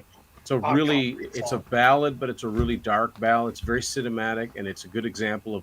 I love Jack Blade's songwriting. He tells these little stories. This one's kind of a particular, it's a a breakup song, but at the end it turns into more the sirens, and it's very dramatic. And it's really that song to me really came alive a couple years ago when they did the album with the Contemporary Youth Orchestra, because that song is really enhanced by the orchestra. The orchestra doesn't get in the way at all, It just sounds really good. It's like there's something full about it. But I love that song anyway. I can see why it wasn't a single, but boy, is it ever a good song. Like it was like it sneaks up on you. But yeah, that's my number 7. My number 6 is a song that I describe in the book as drenched with melody, and that is Passion Play No, from yeah. Midnight Madness. Every single section of that song is a hook. There's hooks all through that song. That could have been a single. I love the way it starts. It fades in slowly. And it's got that guitar feedback and the keyboards. You slowly hear the drums come in. Again, it's another story. You know, Jack's telling a story. You can kind of picture the characters in the story. And it's the end of it is so exciting. It's got this ascending guitar line.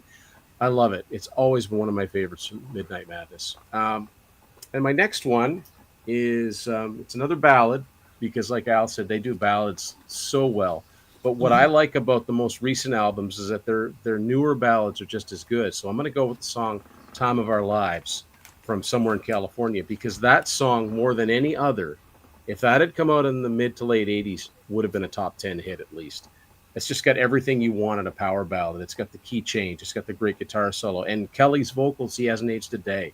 So that's my number 5. That's awesome. Nice. All right. Al, I noticed a while ago you held up your copy of Big Life. Do you have? I saw Tim's.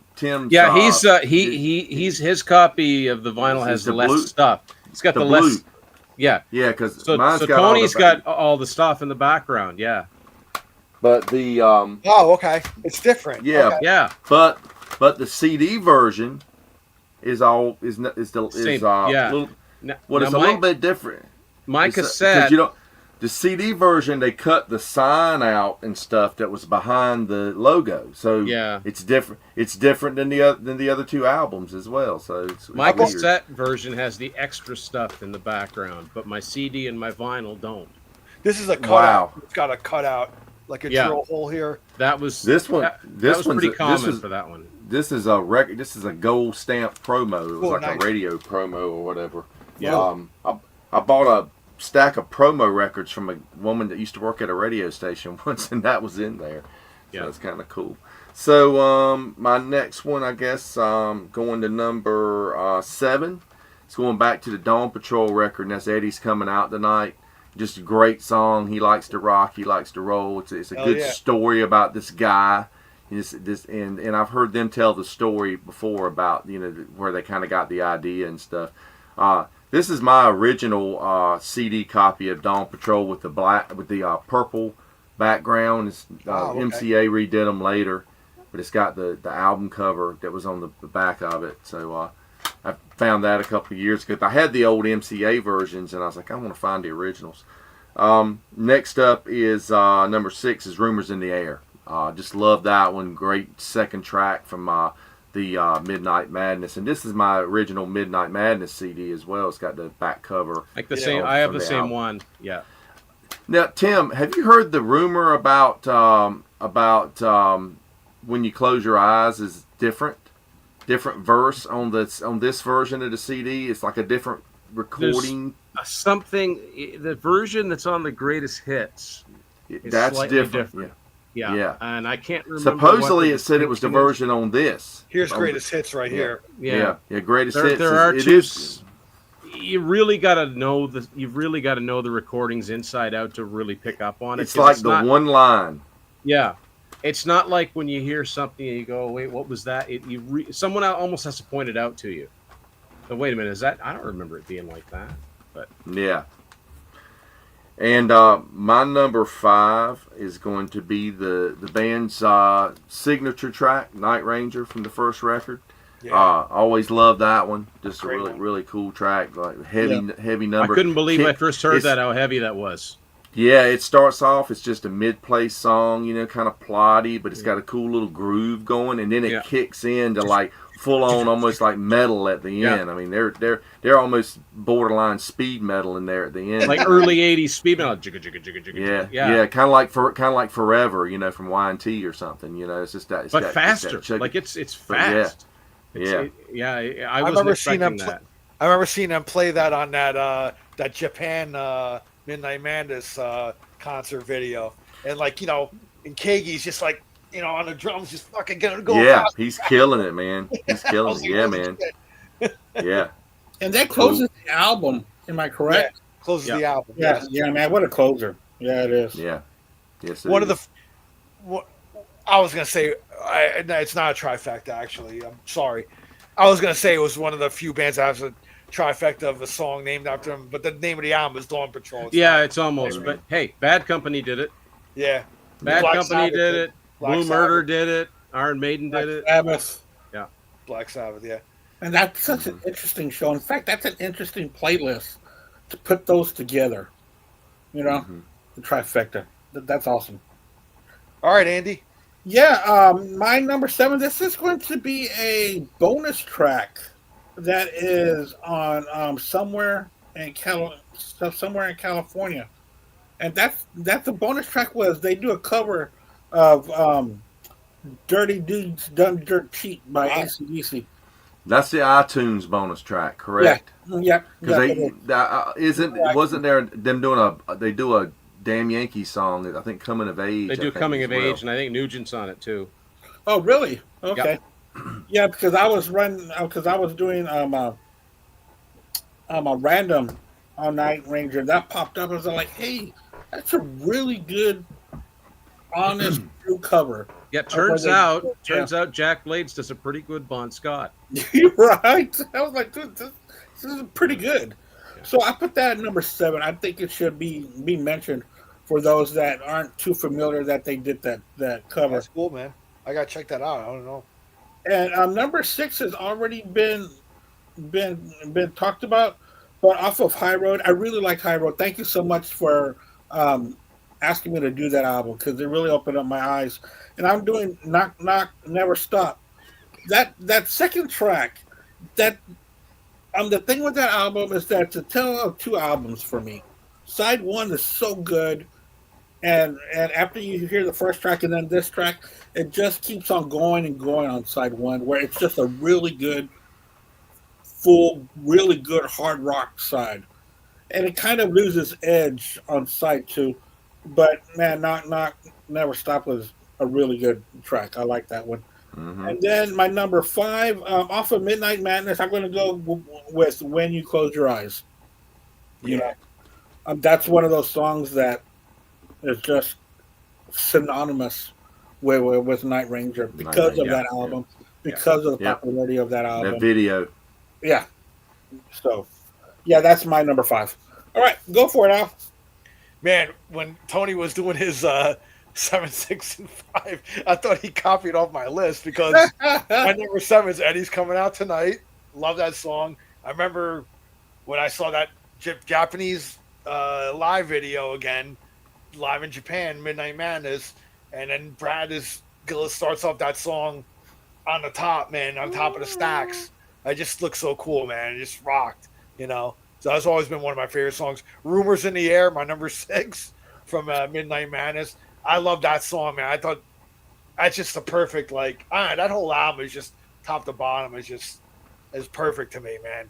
And Rumors, I mean, shit, my top 10 could be the first 2 albums, kind of combined or whatever. But I love a lot more stuff than the first 2 albums. So anyway, Rumors in the Air. But my number 5 is going to be 4 in the Morning from Seven Wishes. I remember that song getting airplay too. I remember hearing that on the radio. That was a pretty big hit for them at the time. It seems like one of those hits that has kind of gotten lost over time. Like you don't really hear it on the radio anymore. It's always Sister Christian and everything. Great song though, yeah. But 4 in the Morning, man, it's just so hooky and it just when it gets in your head, man, it stays in there. Yeah. You know what I mean? And I remember the video to that too. Where they land on the planet of like women, whatever. It's pretty funny, man. So yeah, 4 in the Morning is my number 5. I love the Seven Wishes album, man. So all right, man, 4, 3, and 2, Tim. So this might seem obvious, but I kind of have to mention Sister Christian because as many times as I've heard it, I'm not tired of it. I still think it's an amazing song. I still think it's. I mean, they should be. It did become the albatross around their neck, but Yeah. it's not a bad problem to have because you've got a song that will outlive us all. It will outlive the band. It will outlive all of us. A lot of bands would kill Yep. to have a song like that, Oh man. yeah, Yeah, of course. and I think it's an early example of a power ballad that actually has power. It packs a punch, and Brad's solo is a symphony of Yes.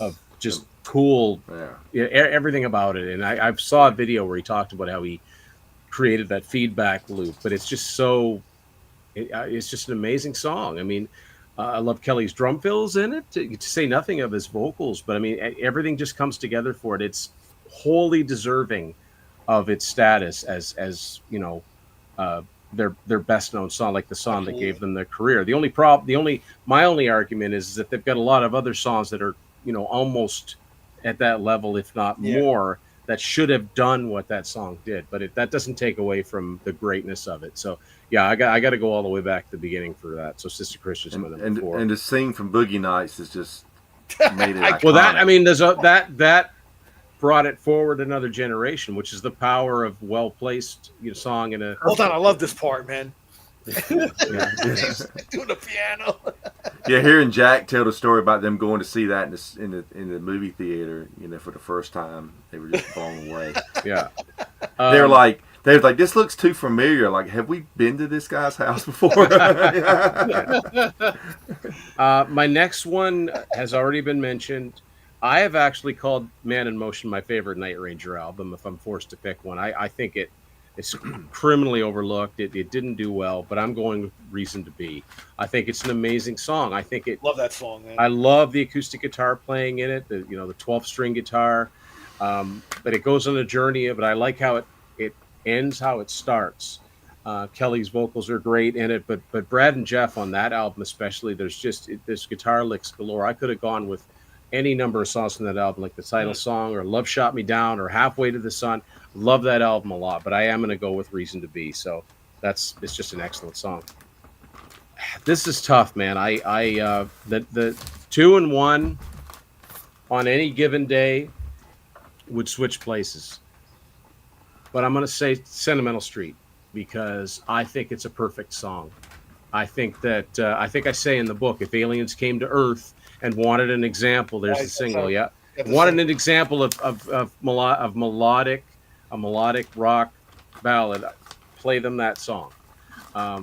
Again, it's another story song. I mean, even when I was a kid, I had no idea what Jack was saying with Conte Razor's Cafe, and I had no idea what I just knew I liked it. I never knew why he was saying avenues instead of avenue. Yeah, avenue. Yeah. But the Avenues is a section of San Francisco, I guess. I found that out later. And again, another amazing Brad Gillis solo.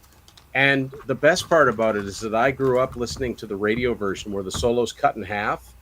And I thought it was great. But when I heard the album, and it's twice as long, it got even better. But yeah, Kelly just knocks it out of the park.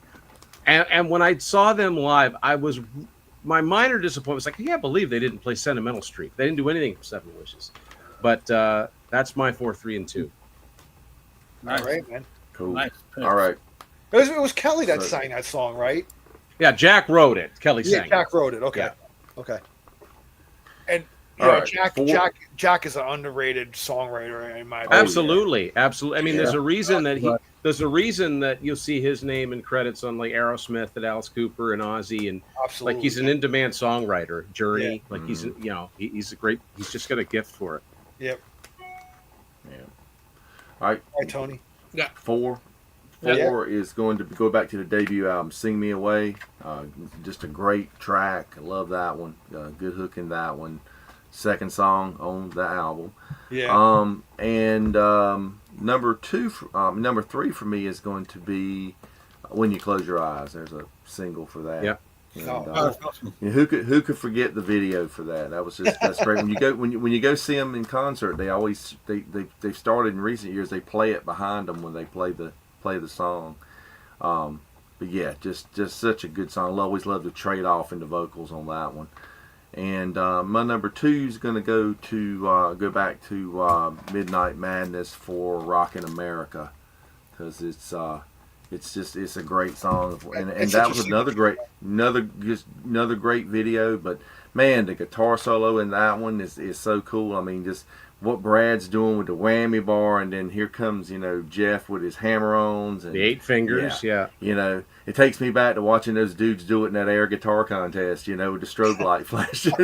They were tearing it up, man. Yeah, yeah. That's great, man. Yeah, Loved great. it ever since. All right, Andy. Awesome. So we're 4-3-2, right? Okay. Number 4, Sentimental Street off of Seven Wishes. Great song, man. Like you were saying, I just, I say this a lot. People can sit and watch a movie for 2 hours, or you can sit and listen to a song that's 4 minutes long and it tells you a whole story. Yeah. I love those kind of songs. Mm-hmm. So that's my number 4. Number 3, Coming for You off of And the Band Played On. Wow. Thank you for letting me know that, because now and the band played on ATPVO. now I know. So thank you so much. So A whole lot easier to say. Number 3 and number 2. My 1 and 2 is going to have to be obvious ones. They're obvious because they're good. They're great. So my number 2 is going to be Don't Tell Me You Love Me off of Dawn Patrol. I mean, that is so catchy and so great and so full of energy. So that's my number 2. All right, Al, take it away. All right, man. My number 4 from the debut. From the debut, I'm going with Play Rough. Ooh, yeah. Love that one, man. Always Good deep cut. Yeah, man. Play Rough, and I remember again that Japanese Midnight Mass. They open up the concert with that song, and I thought it was awesome, man. So it's always been one of my favorites. Going to my number 3, going to Midnight Madness. I'm going with Touch of Madness. Yeah. Always love that one. Kicks off side number 2. I love the little, the dun, dun, dun, and then it just kind of slows down, and all of a sudden the guitars just come roaring in, man. And I mean, to me, Gillis and Watson, one of the great duos of fucking hard rock, man. I mean, the shit they did, from Thin Lizzy type harmony solos to just back and forth playing off each other, just incredible, man. I mean, I think they're one of the great duos of rock, man. That should be talked about more. And then my number 2, I'm going back to Midnight Madness, and You Could Still Rock in America, man. I mean, to me, that's one of their signature songs. They usually end their shows with that song, as the encore. So, again, opening track on the album, man. Great opening tracks, man. This band does. So yeah, man. So that's my number 2. So Play Rough, Touch of Madness, Rockin' America. Now we get down to number 1, the brass. All right. Number 1. Tim, take it away, man. Just Don't Tell Me You Love Me. I mean, that's one of the best. Like, I call it, I think of myself as a decent writer. I don't have it, but every once in a while I'll write something and I'm like, oh, that's pretty good. I describe Don't Tell Me You Love Me as a melodic thrill ride because it doesn't let up. That combination of that clean guitar with the distorted guitar, it's just the perfect way to let you know that this is going to rock, but you're going to be singing along with it for the rest of your life. Pumping. Yeah. It's the verses, like it's the verses stop down and Jack's singing in a lower key. The chorus is just the skies open up. It's just one of the best choruses. The solos, all the solo sections, so good. Brad's part and then into Jeff's part. It's just such a perfect showcase for both of them. The end solo part where they're just riding it out. And it's just perfect. There's not one wasted second in that song.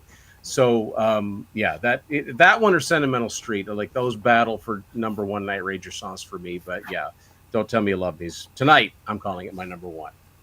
Killer, man. Tony. Yeah. That's mine as well. I mean, the first thing I ever heard by him. Amazing track. Tim just took it away. What a great way to announce yourself to the world, though, right? It was an amazing track. The video, they said they shot the video for like $3,000, something with some film school students. And I thought it wasn't bad. I think it's aged quite well. But you know what? I'll be honest. It doesn't look cheesy, and no. there were people making music videos back then, like in a blue screen room, with Yeah. stuff, Right. and that was No, pretty bad. looks. This was cool. The part in the train looks really Yes. good, Yep. and but it's such a great song. I mean, that climax ending is just God, Yeah, man. It's it's like just amazing. that is anybody. That's one of the things I think too that gave the band some metal cred, because you had Brad Gillis coming from Ozzy. Oh, yeah.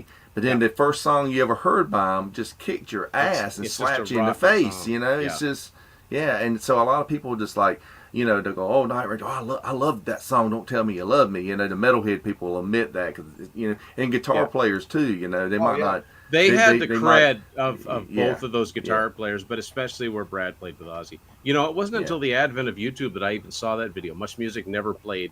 I never saw it. I'd heard about it, but I remember watching it. I'm like, yeah, this would have been pretty cool to watch. I remember that concert that Al has brought up a couple times from Japan. I have it on off a laser disc on DVD. I have that same. I have amazing show. Now can't say as much. I mean, I remember renting the Seven Wishes concert. Yeah. where Jack crawls out of the. They come out of the genie's lamp. Yeah.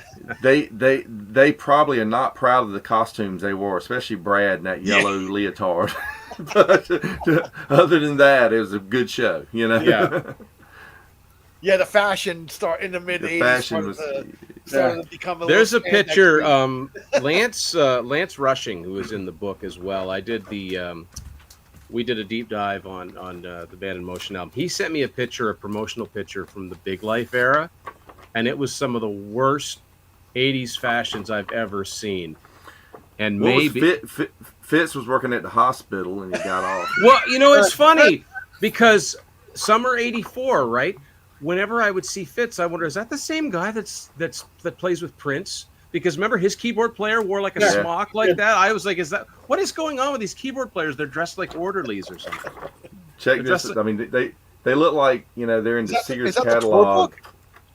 So this is a book that came in the Japanese album. Oh, the okay. Japanese. So They always throw extra stuff. Dude, the Japanese do it correct, man. Yeah, they do it right. I mean, it looks like some photos. I mean, this is total Sears catalog photos. It totally summer is, edition. yeah. bad, especially with Ozzy doing his Ultimate Sin face, looked like designing women. With He looked like he did. I always said Golden Girls. That's what he looks like. Yeah, with their shoulder pads and rhinestones. You're like, what are you doing? You're the Prince of Dark. Because I have a Color of Your Smile single here, but look, Fitz over here with his hat and stuff. I have the 45. cardigan. I have the 7-inch version of that because I bought it because it's got Girls I Like It on the B-side. But yeah, I always I thought that about Fitz because I'm like, is he the same guy that plays Prince in the Revolution? Because they kind of dress the same. Yeah. They had. They went to They bought their clothes at the same smock store. 2-for-1 sale. I remember the keyboard you're talking about. Yeah. When you see, it's funny when you see really old clips of Fitz when he was in Montrose, and he didn't have the hat with the glasses and everything. It was just, I mean, it's like you almost don't recognize him as like he has a top of his head. Yeah. The funny thing is about Fitz, I have the one time I saw Van Halen was in the Balance tour in '95, and I bought the tour book. Keyboards, right? Yeah, he's in the book as personnel, and I remember looking. Well, that's Fitz from Night Ranger. Yeah. Personnel. He's listed along with like guitar tech and drum tech. Yeah, I think by the time they went out on maybe the was it OU812 or was it Foreign Off Chronology? Carnal Knowledge. They started doing the keyboards because Eddie didn't play keyboards on stage anymore. Eddie did that on 5150, but that was it. After that, it was just like OU812. He played on stage as well. Oh, did he? Yeah. There's so little footage from that tour that just the Japanese I saw that stuff. Monster Rock, and I remember. Oh, right. I saw it. I saw him on that stage. tour. He played it, but then after that, Foreign Love and Common Knowledge, he put the keyboards to like a track, like a MIDI. Yeah, because you see the jump or anything like that. It's just piped in. Yeah. But then, like you said, on Balance, it was a live keyboards. It was Fitz playing live behind the stage. But he played the live keyboards, which is. But that's odd that they would put his name with text when he's already a big name. You know what I mean? Yeah, but at the time, I mean, Night Ranger were I mean, they were active, but not with Fitz, and he's not exactly a. I don't know. I thought it was kind of neat because like I haven't heard tell of him in a long time because he Yeah. wasn't because he left Night Ranger at the '88, like the end of Big Life tour. I wonder what happened with him, man. Anybody know? Fitz is kind of the mystery man. At one point, he was playing with Springsteen, and I think we talk about this in the book for Neverland and Seven. He's kind of underutilized. There aren't a lot of keyboard parts in those albums, and it's Yeah. almost like bands from that era were ashamed to admit that they had keyboard players. Thankfully, they got out of that. Eric Levy does a great job with them now. But I mean, yeah. I would think that Springsteen money would pay more than what Night Yeah. Ranger would have been getting at that point. So, Yeah, and also, I think he's older than the rest of the guys. he is. I think he was, because I mean, he was replaced. in the early 70s. He's also the only guy I can think of that both he and the guy he replaced ended up in Sammy's band at the same time. That rarely happens. Oh wow. Okay. Because like Bill played bass on the first album, but Fitz played bass and keyboards. Yeah. So in Sammy's band, eventually you had Church on bass and Fitz on keys for Right. the latter part of the '70s. Like musical chairs and stuff. Area Yeah. Or something. Yeah. Literally, yeah. Yeah. Musical chairs and the Red album and yeah. All right, Andy, man, you're number one. Yeah, my number one. It's going to be no surprise. It's going to be Sister Christian. That's what got me into the band, and still, like y'all have been saying, a good song is a good song, and Yeah. a good song is going to last a very, very, very long time. This was what, 84, 85? 83 would have been it. Excuse me. Early '84 is when it was on the charts. Okay. Yeah. So that right there, and it's already what, 40 years later, and Yeah. it still sounds fresh. Doesn't Yeah. sound dated It at doesn't all. sound dated to that time at all. The No, production no. the production is really good on those albums as far Yeah, as the production on those early 80s is still, Yeah. it's not that kind of really reverby kind of. They're not tied. Yeah, the they're not gated- tied to their time. Yeah, it's not the gated drums that by the Right. mid 80s, like every album started having. Yeah. I mean, when you take an album from like 83 and then an album from 86, the ones from 86 are usually the dated ones, man. It's one of those forever songs, is what Yeah. it. Oh yeah. Production's great on that, man. Yeah. So that's my number one, Sister Christian. Well, my number one is "Don't Tell Me You Love Me." It was almost Yeah. a clean sweep. Damn it, Oh, wow. Andy. Yeah. Sorry, I put at number 2. Excuse me. That's okay, man. But yeah, "Don't Tell Me You Love Me" out of the gate. They announced we're Night Ranger, dual guitar attack. Watson Gillis, the great vocals of Jack Blades and Kelly and obviously Fitz. What's All- great though, Amazing track. but what's great about it is that it's heavy, it rocks, but they're having fun. It's like they're Yeah. friendly about it. There's just something so likable about it. Exactly. Yeah. Yeah. And that was usually like it was usually Rockin' America and Don't Tell Me You Love Me were like the encore songs. Like those two Yeah. songs are usually like the last Yep. The songs last we two. played. So and that just goes to show you that like they feel like those are probably Now, the most important. I've seen them end with Sister Christian at M3. It was the Oh, last song okay. they played was Sister Christian. Yep. And I don't know how long they've been doing it, but I know that, in recent years and when I saw them, they don't start with Don't Tell Me You Love Me, but they will start with like the sort of dun, dun, dun, dun, dun, and then people start cheering. Yeah. And then they'll play like Touch of Madness or something. But they'll Yeah, sort of okay. tease Don't Tell Me You Love Me a little Oh, bit. okay. Yeah. Yeah, that's our number ones, man. That's our list. We got 5 honorables. You want to run through them, Tim? Yeah, I mean, and these are all great songs. I think deserve some mentions. I'm gonna stick up for the Big Life album a little bit. I'm gonna mention the song "Carry On" because I think that's a super catchy song. Could have been a single. It's a great example of Kelly singing a rocker. He could sing. They could both handle whatever songs you threw at them. Next one, I'm gonna go with "Peace Sign" from the 7 album because I think that is super super catchy song. It's a fun. The lyrics are fun. Again, it tells Good a little story. Her name was Feather or something like that, and didn't shave her legs, looked kind of guy-like.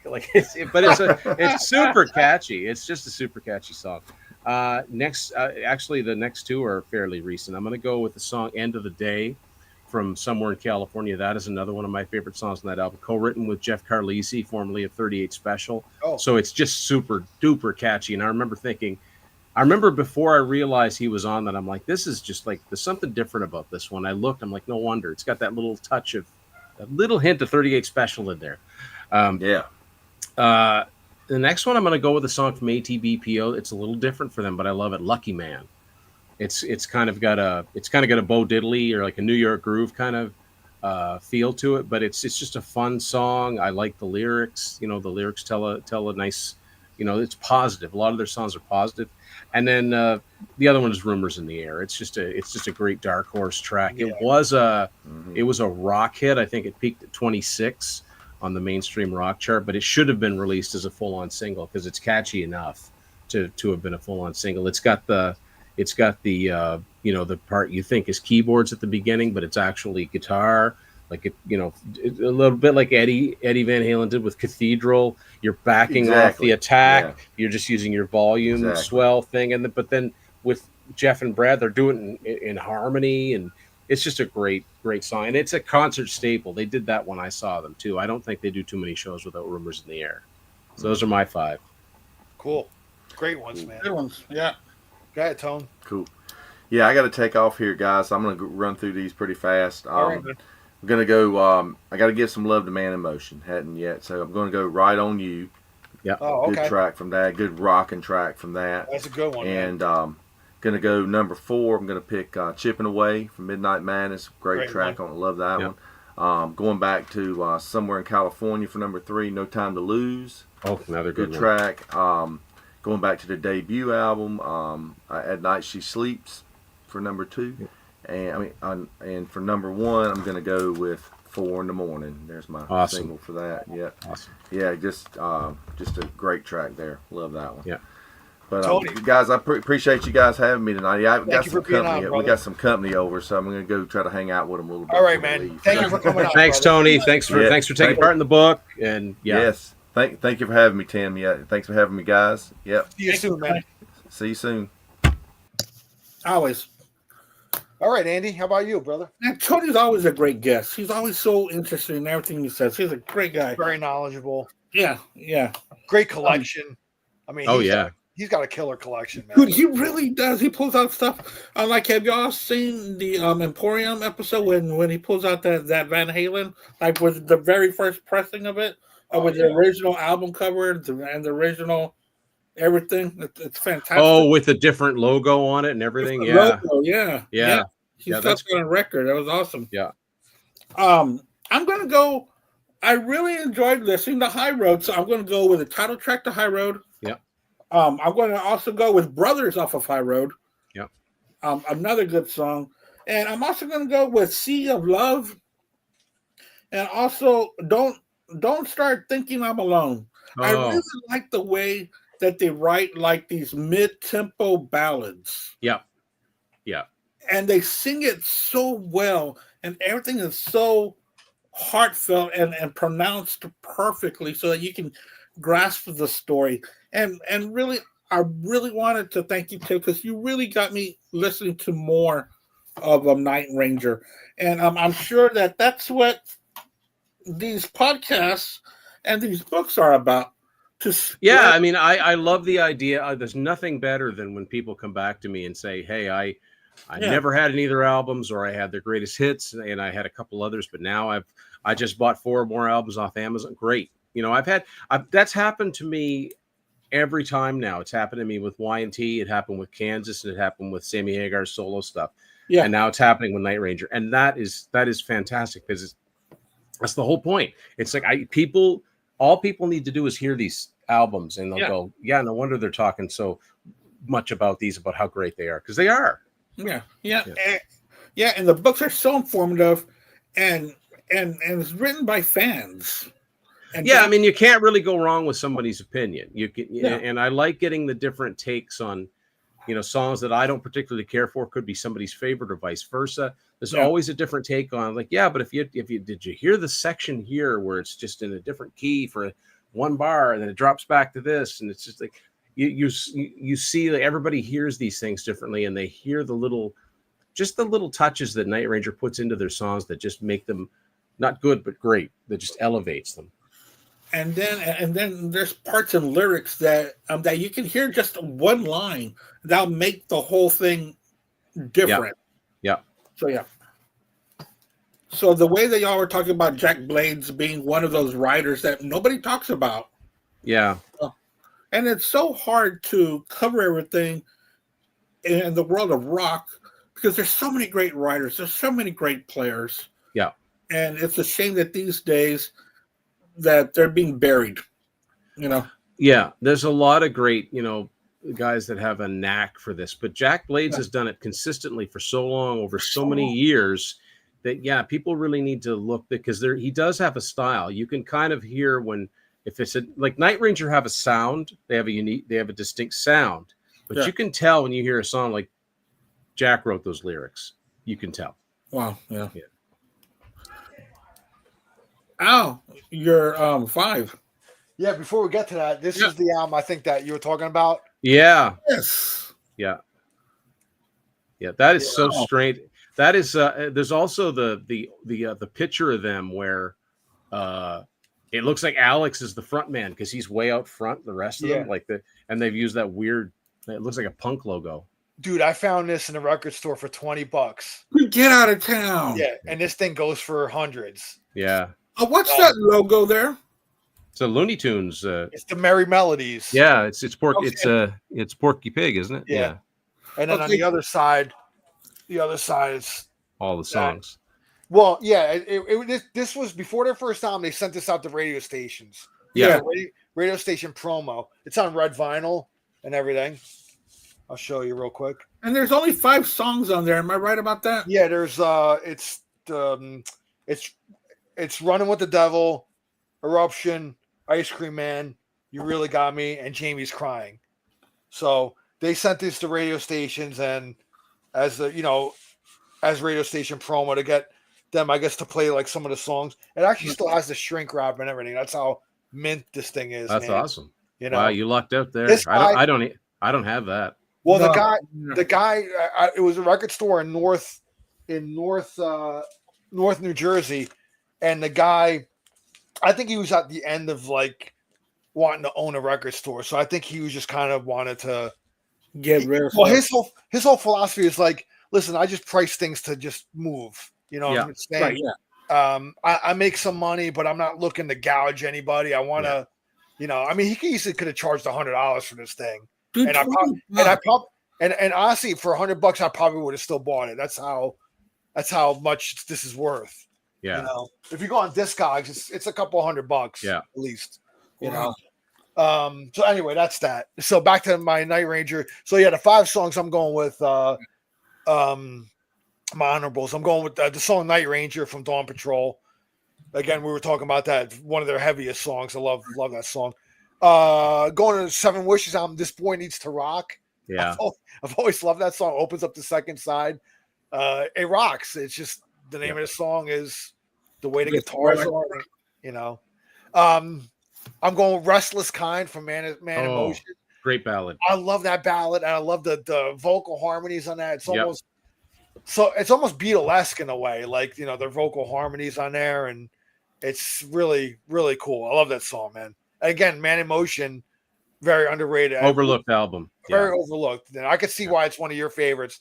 It's after the first 3, it's probably my 4th favorite. It's very consistent. Like it's very consistent. I think people are starting to come around to it. Yeah, it's one of those dark horse albums now. Like people are discovering it and stuff like that. Number 2, I'm going Growing Up in California. I've always loved that one, man. When I heard that one, I'm like, wow, they're really coming back to kind of their signature sound, and it's a great song, man. I mean, once I heard that, I was like, wow, this song gets stuck in your head, as most great Night Ranger songs do. And I'm going with From Feeding Off the Mojo. I'm going with Mojo. Good I love choice. that. Yep, good I choice. love I like that album. It's quirky. It's different. I do too, man. I almost as either my 10 or one of the 5. I almost went with the song Music Box because I really like that one. Great one too. Yeah. I like the cover of the Frampton on there. They do Do You Feel Like We Do, and they mix it with Tomorrow Never Knows by the Beatles. Yeah. Oh wow, really? Yeah. Oh, Yeah, yeah, check that's it out, good. Andy. It's definitely a different album, It's the but Dark Horse album because Jack's not on it. it's Jack's not on it, but Yeah. it's affectionately titled Moon Ranger. Yeah, because You Gary know, Moon is the bassist and singer. because Gary Moon's the bass player. He doesn't And sound anything like Jack at all. I think it's a good album.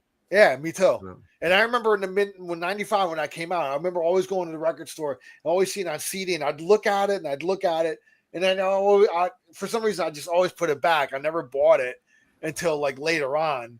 I got it, and I got the cassette of it. I need to get the CD of it though. But and I don't actually I may have lost that cassette because I was looking for it and I can't find it. Took me a while to find that one. That was a hard one. But the hardest cassette to find is 7. That's the last one. Oh, okay. That's the hardest one to find because it's rare. There aren't as many of them. But if you're looking for that on eBay, most of the time you'll get, when you type in Night Ranger 7, you get 7 wishes. Oh yeah, You that's know, right. the 7 wishes and then maybe 1 copy of 7. That's right. That's right. Yeah. So yeah, that's my 5 honorables. Yeah, Mojo from the Feeding Off the Good Mojo choice. album. Yeah. I like for one day like kind of deep dive into that album again because I pull it up once in a while. I do listen to it, and I think it's an underrated album as well. It's a dark horse. It's totally not looked at as, because the band themselves don't even consider it part, because 7 would be called 8 if they did. Yeah, because technically it's their 8th album, but they don't count it. Yeah. Wow. Another great album I love. It's the live album, the Live in Japan one from the Man in Motion tour. Yeah, have that CD. And it's got a good amount of Man in Motion on there. Yeah, and I remember finding that in like fall of 1990. Again, it was at Ames, and I didn't know it was coming out because Night Ranger were done, Damn Yankees were out, and I remember seeing this red. I'm like, what is that? And I picked that, bought it right away. Now all that is, I found this out later. There was a laser disc released in Japan called Japan in Motion. It's the same show. It's and just the audio. All MCA did in the States is they just took the audio and put it out as a cassette and CD. Yeah.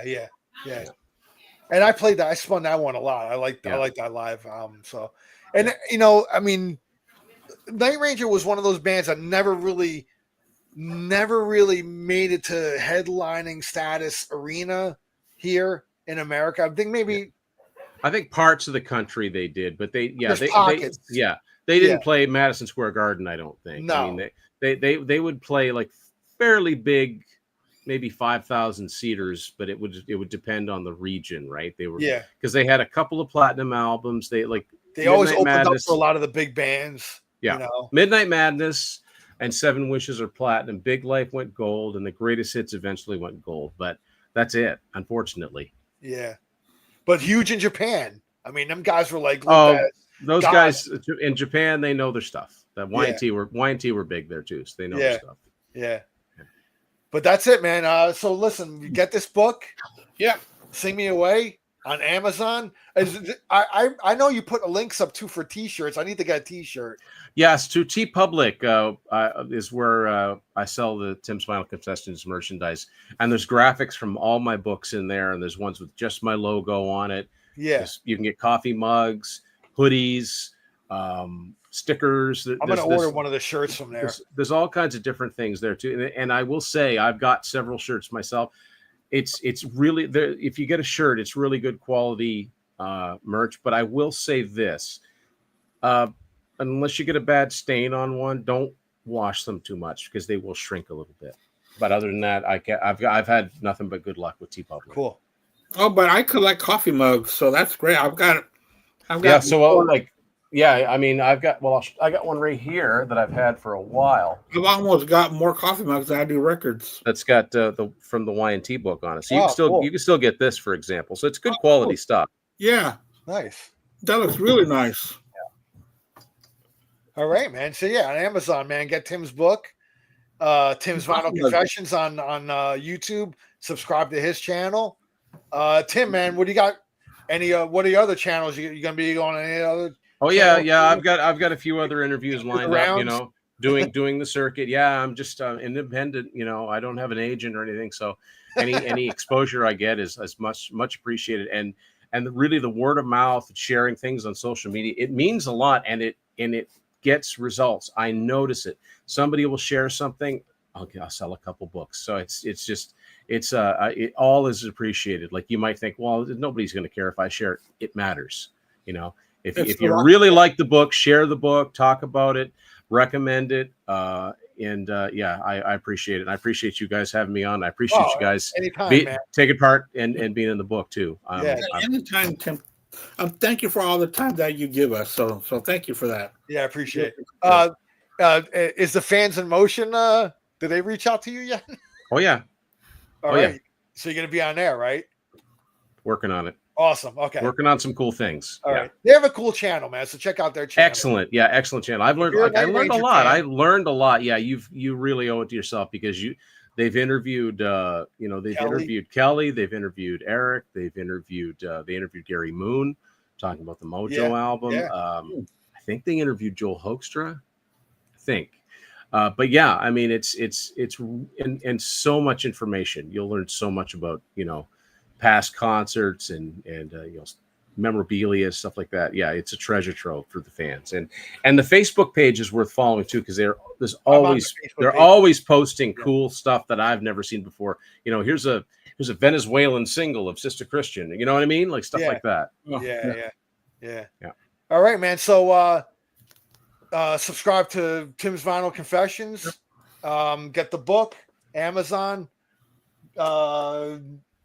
Subscribe to Black Spinner Circle. Subscribe to Be Cool or Be Podcast Out. All our YouTube channels. Click the like button, all that crap that you always hear about. I don't need to go over it. But Tim, thanks again for coming on, brother. Thanks, guys. And I want to thank Metal Ben Metal Ben's been on for being with us throughout the episode. Thank you so much. And next week on Black Spinner, I was going to be in Portugal next week. So I'm leaving on Tuesday. I don't know, Andy, if you want to. I could do one last show Monday if you want to move it to Monday. If not, no big deal. But I moved it to Wednesday. What's that? I moved it to Wednesday. Oh, okay. All right. Yeah. I'll be in Portugal then. Maybe I could do a show from there. Who knows? Yeah. What we're doing is that I split the country into each panelist is going to have 10 states, and we're each going to pick a band or an artist from each state. Oh, that's cool. So there should be some surprises there. Like, I guess I can expose one that I found out because I got the state of Colorado. Who knew Earth, Wind, and Fire were from Colorado? I had no idea. Wow. Yeah. I didn't know that either. Yeah. One of our panelists, Joseph, messaged me this morning and said, I can't find anybody from Vermont. So I sent him a list of some people that were from Vermont. So I didn't want to bother you because I knew that, you're taking a big trip to Portugal. So, I'm pretty sure y'all are getting a lot of things packed. And, we're getting ready and stuff. So we're going to be gone for 2 weeks. So I'm hoping to catch Iron Maiden there. I want to see a concert in Europe, like to see how the European and Iron Maiden. You can't get much bigger than that in Europe. Yeah. Dude, that'd be crazy. Dude, I'm telling you. I'll go crazy. Yeah. Yeah. Guys, so, I got to go too. Yeah. But thank you so much. All right, Tim. Thanks a lot, man. We're all going to go. Cheers. Everybody have a great night. Keep them spinning, guys. Take care, everyone. All right, brother. Man. I'll see you later, brother.